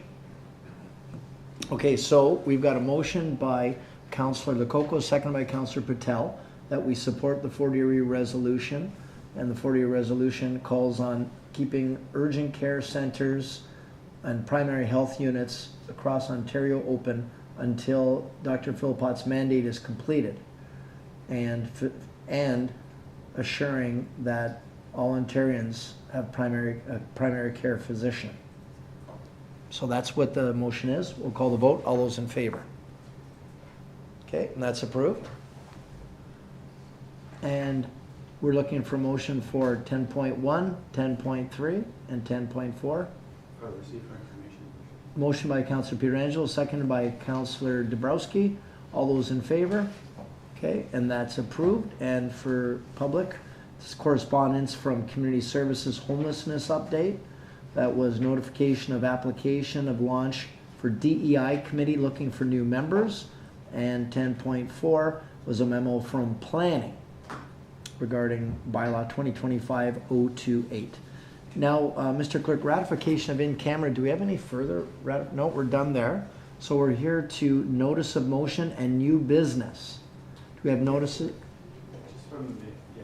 Yeah. I just had a question. Just from the in-camera, do we have to break procedural bylaw and put a motion on the floor, or did we already do that at the beginning of the meeting? At the beginning. We did it, okay. Councillor Dabrowski, did you have your hand up? New business. Yes. Yeah? Yeah. Okay. Everybody? We've had considerable snowfall over the past 2 weeks. It snowed, it melted, it snowed again. Either way, I think the residents did a heck of a job in clearing sidewalks. I noticed on my street, sidewalks were pretty much cleared. I had a few phone calls about, plows maybe not hitting streets at the times people would have liked them to, but I think staff did a phenomenal job clearing the streets. The residents seemed to get the message from a couple of council meetings ago about the new bylaw that's approaching. A couple of calls actually I had were around not the sidewalks, not the roads, but Canada Post community mailboxes. And they're located at different areas in different residential neighborhoods. Sometimes the community mailboxes are positioned alongside the roadway or the street where the street plow will come through and residents are able to access their Canada Post community mailboxes. But there were some emails and concerns about mailbox areas and community mailbox areas that weren't cleared. And it was no fault of the residents. It seemed that residents had cleared their sidewalks, but by the time they got to their community mailboxes, it was Mount Everest trying to get the mail. And of course, Canada Post was on strike for a number of weeks prior to the holidays, so they're just getting back into the swing of things. But a question maybe through you to the CEO or maybe to Mr. Nickel, who is responsible for those community mailbox areas, for shoveling, for keeping those areas clear? Is it the city? Is it the residents? Is it Canada Post? And if it is Canada Post, I'm wondering if maybe we can send them a letter from the city asking what their service levels are or what protocols are, but hoping to get some feedback from staff on that. Yeah, super mailboxes. Super mailboxes, yeah. Thank you through the mayor. They're generally Canada Post responsibilities. Our sidewalk leading up to their path is our responsibility, but the mailbox and the pad and everything leading up to it is Canada Post responsibility. Appreciate that. So it's not our responsibility. The sidewalks are the residents' responsibility. But maybe through you to Mr. Burgess, maybe we can send a letter to Canada Post just asking if they've lowered levels or if they're not doing it or what their protocol is or how they proceed, but hoping we can get some clarification and maybe some communication their way. Yeah, we can send a letter. It's been my experience that there is no service level for them to clear that area. And it is something we can send a letter, but I think it'll just confirm that they do not clear those areas out. Okay. So Could be, there were some residents that clear those areas, and my father being one of them, for the neighborhood. So we have some good neighborhood stewards that will clear it, but something to think about in the future. And I'm not sure if the report a couple of weeks back mentioned it or spoke to it, but something that we should keep in mind. I think the snow's melting now. We're leading into spring, thank God, but something to consider. One other one, and it's the talk of the city. Anytime I'm speaking in a group setting at a community event, Portage Road near St. Antoine Church, the CN rail line, there is a dip. It feels like you're going to the journey of the center of the earth when you hit it, but we need to do something about it, and I'm not sure if it's the weather or the temperatures or the up and down, and we experience a lot of potholes in this sort of weather that we're experiencing now, but can we look into that area? There's cars bottoming out. I just fear that somebody's either, one, going to get hurt, or two, obviously the city's liable. We're going to have some damage to cars, but I don't know if anyone else around the table's experienced it, but Portage Road near St. Antoine, there's, I don't know, it's got to be a 10 or 15 foot dip. That's what it feels like, and it's unassuming.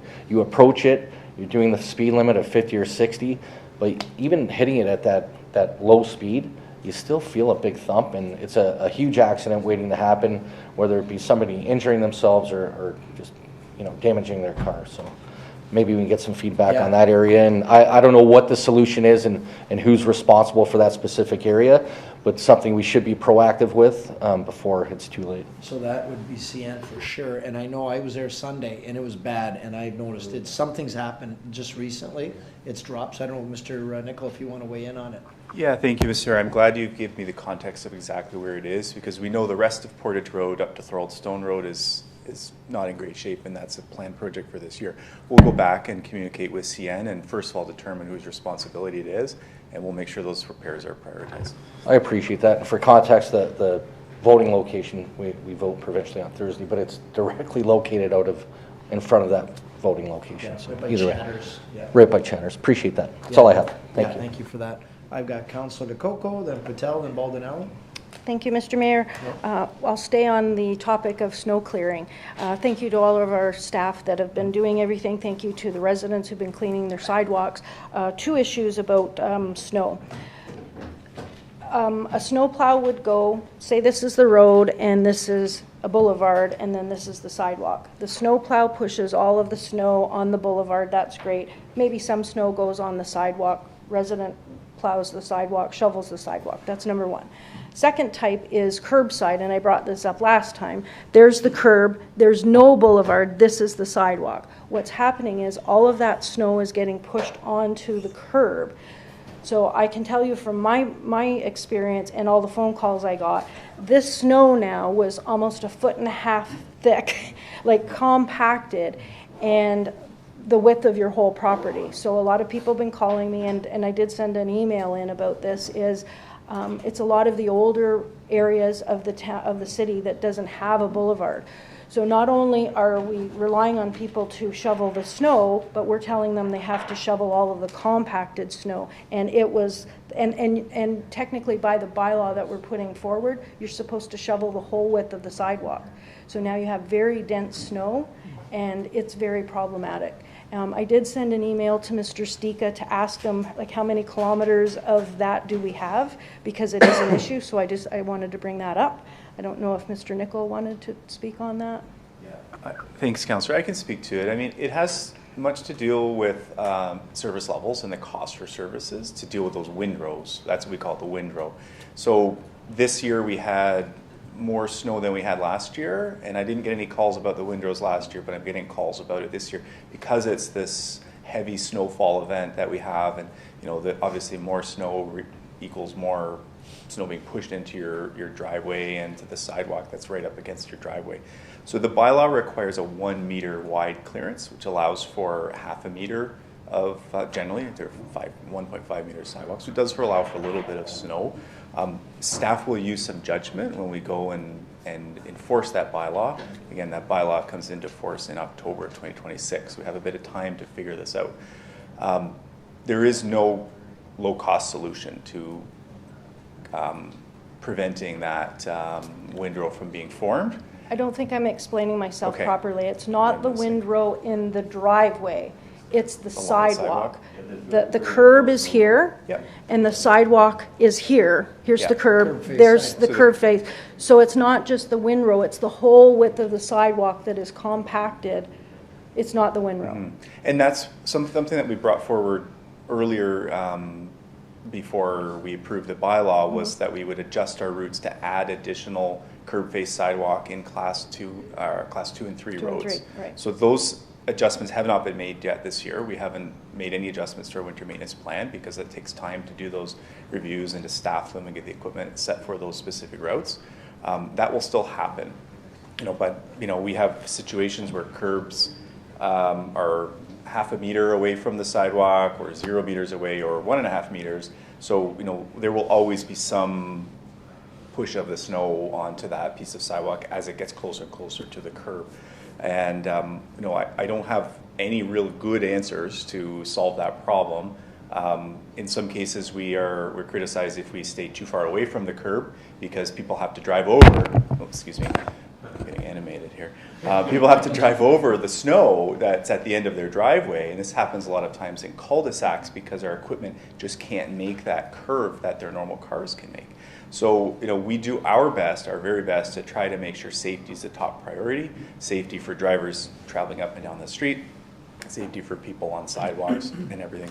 So I think what we're looking for is a bit of a balance. We're going to increase the number of sidewalks that we're going to do that have the curb-based sidewalk on streets that have higher volumes of traffic. We can't do all of them. It's just not cost effective. And we'll continue to look at other options to prevent that. I think one important thing is to look at our design standards. I don't personally think that curb-based sidewalks provide the safest walking environment, and they have these maintenance concerns. But as we're seeing our planning teams want to decrease the width of roads to increase the availability of developable property, now we're pushing sidewalks closer to the road, and frontages are getting closer to the road, so there's less room to store that snow. So, there is this tug of war that we're doing, Signy's not looking at me, but between planning and engineering about trying to find a balance because we still have to find reasonable ways to maintain those roads. Right. The reason why it wasn't an issue before was we didn't tell our residents they had to shovel their sidewalks. Now they're looking at the snow saying, I need to shovel all of this or I'm going to get fined. And some of the places were over 1.5 feet and very compact. And that's when people are starting to see. And I know that we increased on class 2 and class 3, but it's the class 4 and class 5 roads that these are the issues, because the other ones are getting plowed. It doesn't matter. It's a sidewalk plow. Anyway, I just wanted to bring this up. And then the flip side of it was the overnight parking. When somebody's parked on the street, then the plow goes around it, and then nobody gets plowed, and then the car's stuck in there. How do we educate? I know things were on the website. I know it was on social media. How do we educate people not to leave their vehicles on the road in snowplow times? Our CAO is going to win. I'll start. Parking enforcement actually goes out 24 hours and puts notices out. Okay. At the end of the day, you can only communications 2 ways. Someone has to send a message and someone actually has to listen and receive a message, and the receipt of it. There are other potentials. I was born in Montreal, lived there for a few years. They send sirens down. You get a 20-minute warning before the snowplows come, and the tow trucks are there, and it's a tow. So there are different ways to take a look at it. Yeah, we do. To me, I think we're overly nice I send out my parking enforcement to give notices to people without even ticketing them, and then they ticket them, and then we tow them. But it is something I think we need to step up our game. I think if we send out much stronger messages, in tow more quickly, you may get more compliance to the bylaw. And what happens to the people who have a permit to park on the street in the wintertime? Where do they put their car then, if they had the permit to park there overnight? They have to find alternative parking during the snow event. So it's only when we classify it as a snow event that, and their permits, when they pay the permit, that is known to them at the time. Okay, that's very helpful. The last thing I had was marine land. There was an application went to the Committee of Adjustments to sever marine land into 4 parcels. A couple residents contacted me. I contacted our planning. They told me why it went through Committee of Adjustments, which me personally, I thought that's a very big parcel. Why are we severing it through Committee of Adjustments? But that's the first question. The second part of it was in the newspaper, it talked about getting financing, and that the intention is once the financing is in place, then the parcels would merge back together. I spoke to Ms. Hansen earlier today, and I asked her if she would mind just giving us a brief overview about why was it done that way, why did it go through to Committee of Adjustments, and what will happen if they decide that they want to sell it in the 4 pieces, being that it never came to council. Yeah, Ms. Hansen? Through your worship, I'm just going to back up a little bit and give a little bit of an explanation on what's happened, and Councillor Pietrangelo can embellish because you were the chair of the Committee of Adjustment. Help me out. So the Committee of Adjustment did receive a series of applications regarding the marine land property. As the councillor mentioned, one was to sever the property into 4 parcels, as well as easements allowing them to move freely among the 4 parcels, and minor variances that would result from non-compliance with the zoning bylaw. It's understood from staff that the severances were for the purpose of financing, and that the severances were requested from the lender, because the lender will not offer financing on land where the animals are located. So the purpose of the severances was to sever off the lands where the animals are not, and then they are refinancing those loans or those properties.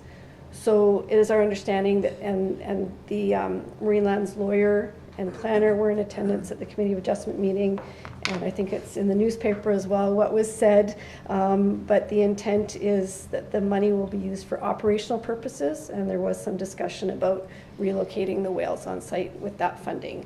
So that's about what we know. Staff did seek legal advice on conditions of the severance to add to the Committee of Adjustments considerations. One of those conditions was that the owner must provide a legal undertaking that parcels will be merged back together once the financing is secured. And the other is that the owner must provide a legal undertaking that the parcels cannot be sold as individual lots. You had expressed concern relative to what if there's a default on the financing. The applicant's lawyers, the lender have all expressed the intent to return this parcel, these 4 parcels back, merge them into 1 lot. But if in fact a default does occur, the lender would be in a position to sell the property or sell the lands. All that said, the city is in control of land use and development approval processes. And ultimately, council has final approval on how those properties can be used if future development applications do come in. So while we've been reassured that there won't be a default and everyone's going to work together to ensure those properties are brought back into one, there is the fallback that the city does have control over how those properties will be used, and council will approve how those properties are used in the future.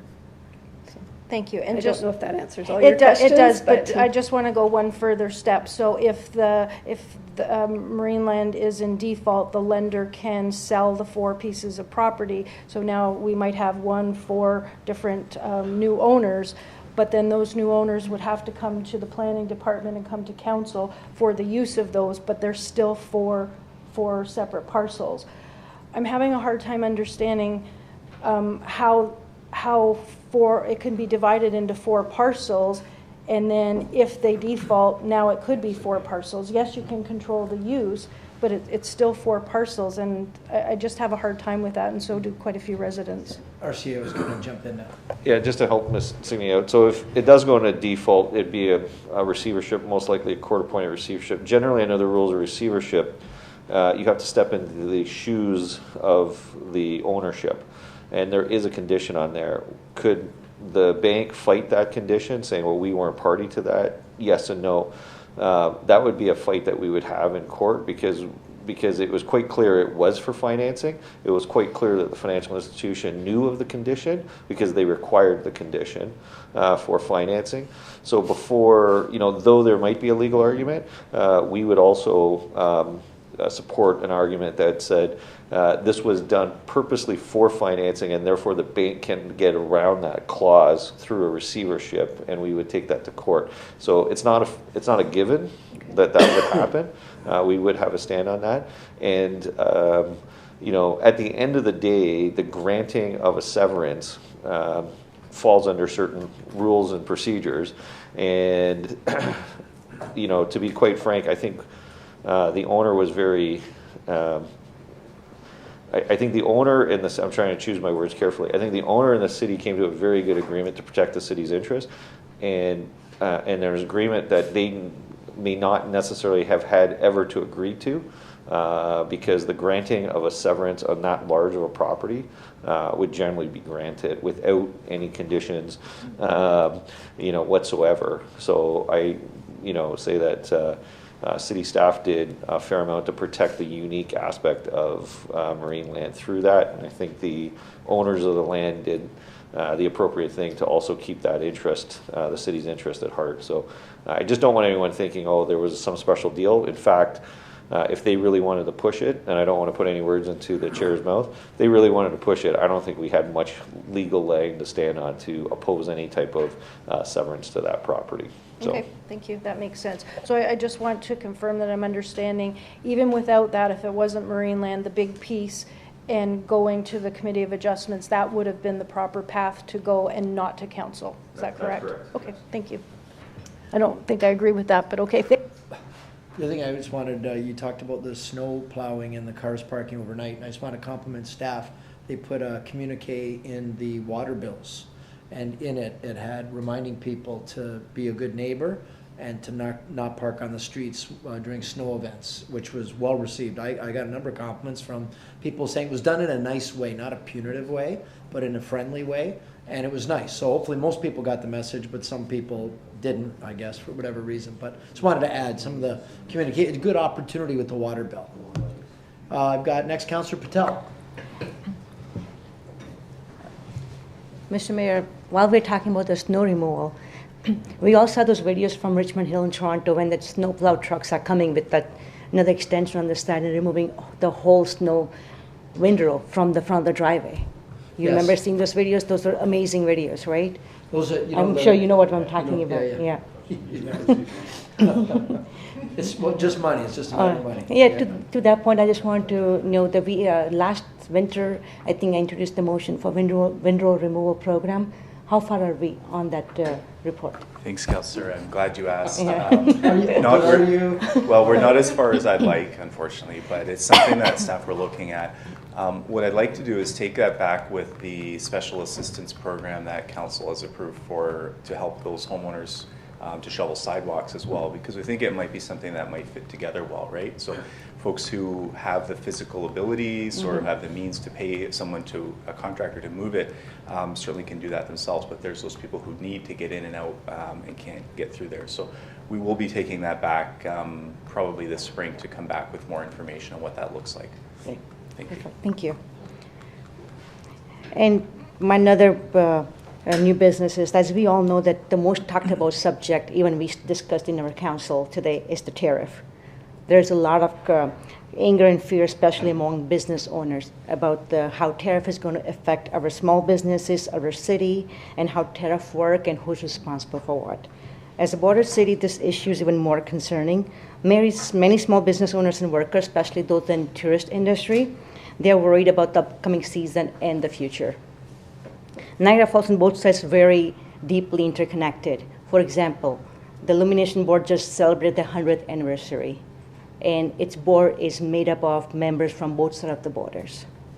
We are people who live in Niagara Falls, they work in Niagara Falls, New York, and Buffalo. People go there to fill up their gas tank. They go there to shop. They go there for a meal. Americans do the same thing when they come to Canada. And in addition to this, over 3 million Americans visit Niagara Falls every year for various reasons. American tourists contribute about $1 billion annually to local economy. Last year, we had a record number of, we had a record year. And with lower Canadian dollar compared to American dollar, visiting Canada will even become cheaper, meaning American visitors will get more value for their money. At a federal level, they are doing what they need to do. They are negotiating. With the diplomacy in politics, it's all politics. People on both sides of the border do not feel the same. And at municipal level, we can set a positive tone that we are definitely pro-Canadians, but we are not anti-American. We value our strong relationship with our neighbors and positive impact tourism has on both economy. As a top tourist destination, we have 40,000 of our neighbors and friends working in this industry. It feeds thousands of families in our community, and we can't afford to lose a season over fear and misinformation. So, Mr. Mayor, I would like to ask you that you have a great working relationship with the Niagara Falls, New York Mayor, Robert Restino. Could we work together with the Mayor of New York, Niagara Falls, New York, and the city to come up with some kind of a guiding document or the information sheet that gives information about what is affected by the tariff and what is not affected by the tariff, and also send a message that nothing has changed in the city of Niagara Falls, and let's continue to prioritize our business and communities and work together. Yeah, that's actually great. I can tell you, I've been in contact with the Mayor of Niagara Falls, New York, the Erie County Executive, who'd be like the regional chair that they have in Western New York, as well as a number of other mayors. And I'm part of the Canadian Border Alliance Mayors group that goes right across the country. We're all doing the same, reaching out to our counterparts over the river. And you're exactly right. You know, we have a great opportunity with exchange rate right now. We could have a huge uptick in American visitation. We don't want them to not feel welcome any more than we don't want to feel welcome when we visit our family and friends when we go to the U.S. And I think that's a great point, that this is politics. This isn't the people. They love Canadians. They love Canada. So I'm happy to do that and have reach out to the Mayor of Niagara Falls, New York, when we reached out last time he was away on vacation, about putting something together to show that we're cooperating. Right. And in fact, the Erie County Executive reached out. We used to have something called the Niagara 10, where the mayors and chairs on both sides would get together a couple times a year to discuss border issues, whatever they were at the time. And we haven't done that since before COVID. And he said, we're way overdue. And he just reiterated and apologized. And he said, and I've had members of the Illumination Board do the same thing, say, this isn't how we feel. This is the president negotiating. There's not bad relations between the people. They just wanted to reiterate how they felt. And of course, with the hockey game and everything else, it's been heightened tensions and the threat of tariffs. And yeah, people are generally concerned. But I agree. I think it starts right here, grassroots, face to face, city to city. And I'm happy to do that and meet up with Mayor Ray Stano and the other border city mayors here, along with our other border city mayors on our side of the river, and do exactly that. What was the word you used? Put together. What was the document you called? It's just the information sheet, because lots of people think that when they come to Canada and if they buy a grocery here, when they go over there, it's going to tariffs are going to be charged to that grocery. There's lots of misinformation out there, and that's going to affect economy on both sides. No, you're right. Unless you're going to buy steel or aluminum, right? You know, which I don't know. I don't think that's what people are doing necessarily. But I agree that it's some misinformation and some fear mongering as well. So that's a great point. Yeah. So, Mr. Clerk, how would you? I'm going to come to you in a second, Councillor Dvorsky. How would you conceptualize the point here for me to take action? You're feverishly taking notes. I don't know if that's a grocery list or. So are you asking for a revamp of the motion? Well, or? yeah. Like what? How would? Yeah.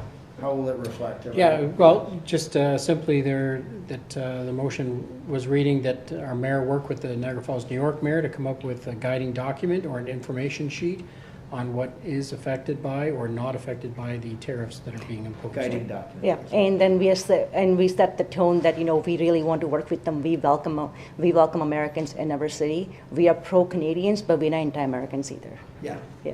That's perfect. Okay. So you want to make that's a motion? Sure, I'll make the motion. Okay. Seconded. Councillor Dabrowski, you want to speak to that? Yeah, thank you. And I think it's a great idea, but I also don't want to lose focus that this is an opportunity for Niagara to promote Ontario and to Ontario folks to travel here. Canadians are not going to the United States, and I agree we should market into the United States and try to capitalize on that strong American dollar to drive people and tourism into Niagara and Ontario. But we have millions of people in our province that are looking to travel within our province. So let's not lose focus, and we should work closely with Niagara Falls Tourism and the Hotel Association to use the next 3 years while folks from Niagara who typically snowbird down to Florida, they're not going to the United States. And the days of us going over the river to buy gas and food and groceries are over. Going to a Buffalo Sabres game used to be a cost-effective entertainment idea. It's not anymore because our dollar is so weak.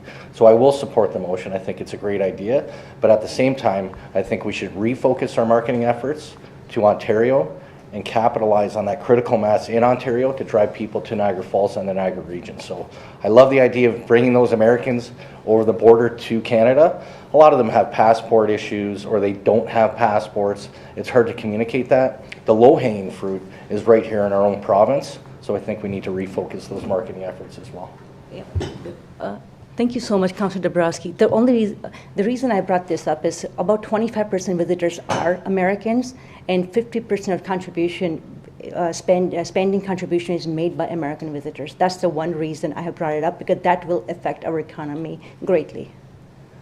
Thank you. We'll call this. Yeah, and I agree. And I think those numbers are, I don't know where that percentage is coming from, but I know the numbers are climbing. We're just starting to see post-COVID the American market come back into Canada. But again, Ontarians are looking for somewhere to travel. They're not going over the river. Our dollar is a lot weaker than that American dollar. So although we should take some of our marketing efforts into the United States, let's not forget about our own country here and capitalize on the people that live right here in Ontario as well. I think I'll call this have the cake and eat it too motion. So we want the Americans to come and the Ontarians to stay. Well, the Canadians aren't going over there. Yeah. They're not. Like Yeah. our dollars are at half. Yeah. Like, why would you? Yeah, yeah. Unless you're going to see family or, whatnot, then, yeah. Yes? Mr. Mayor, I really agree with what Councillor Dabrowski said. And I remember years ago, we had this... Councillor Dabrowski. Okay. Because... Not as hard as you kind of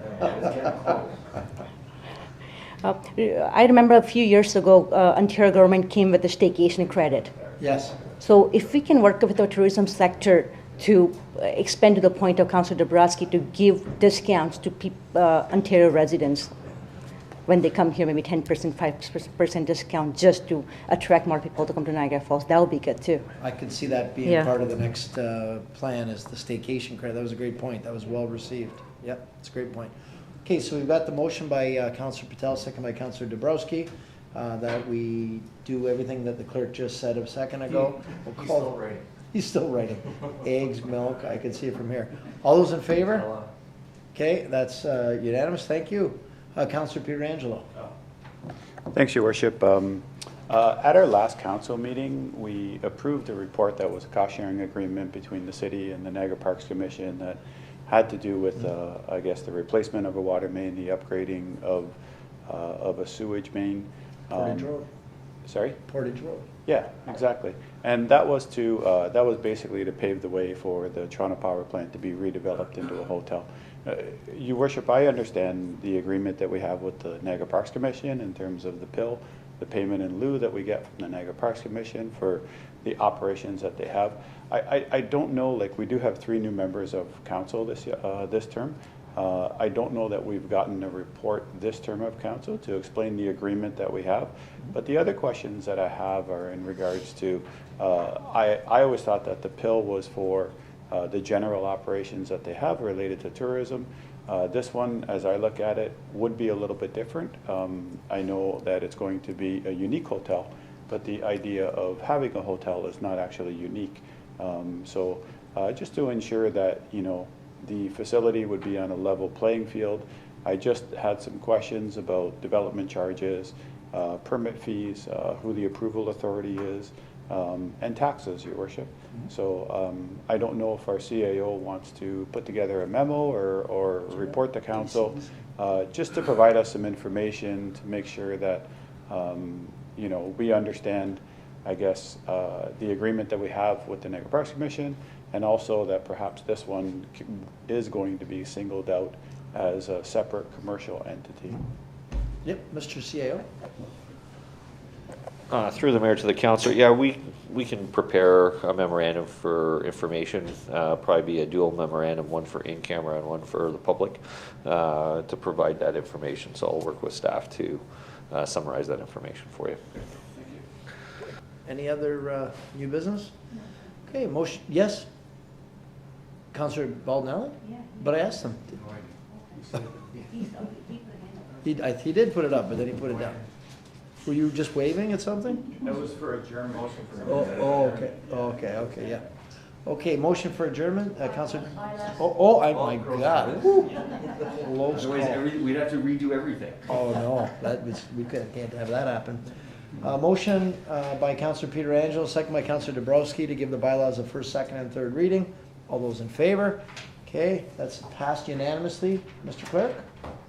Now, motion for adjournment, Councillor Pietrangelo, seconded by Councillor Baldinelli. All those in favor? And that's approved. So he had his hand up early for adjournment. That's what it was. He was just early.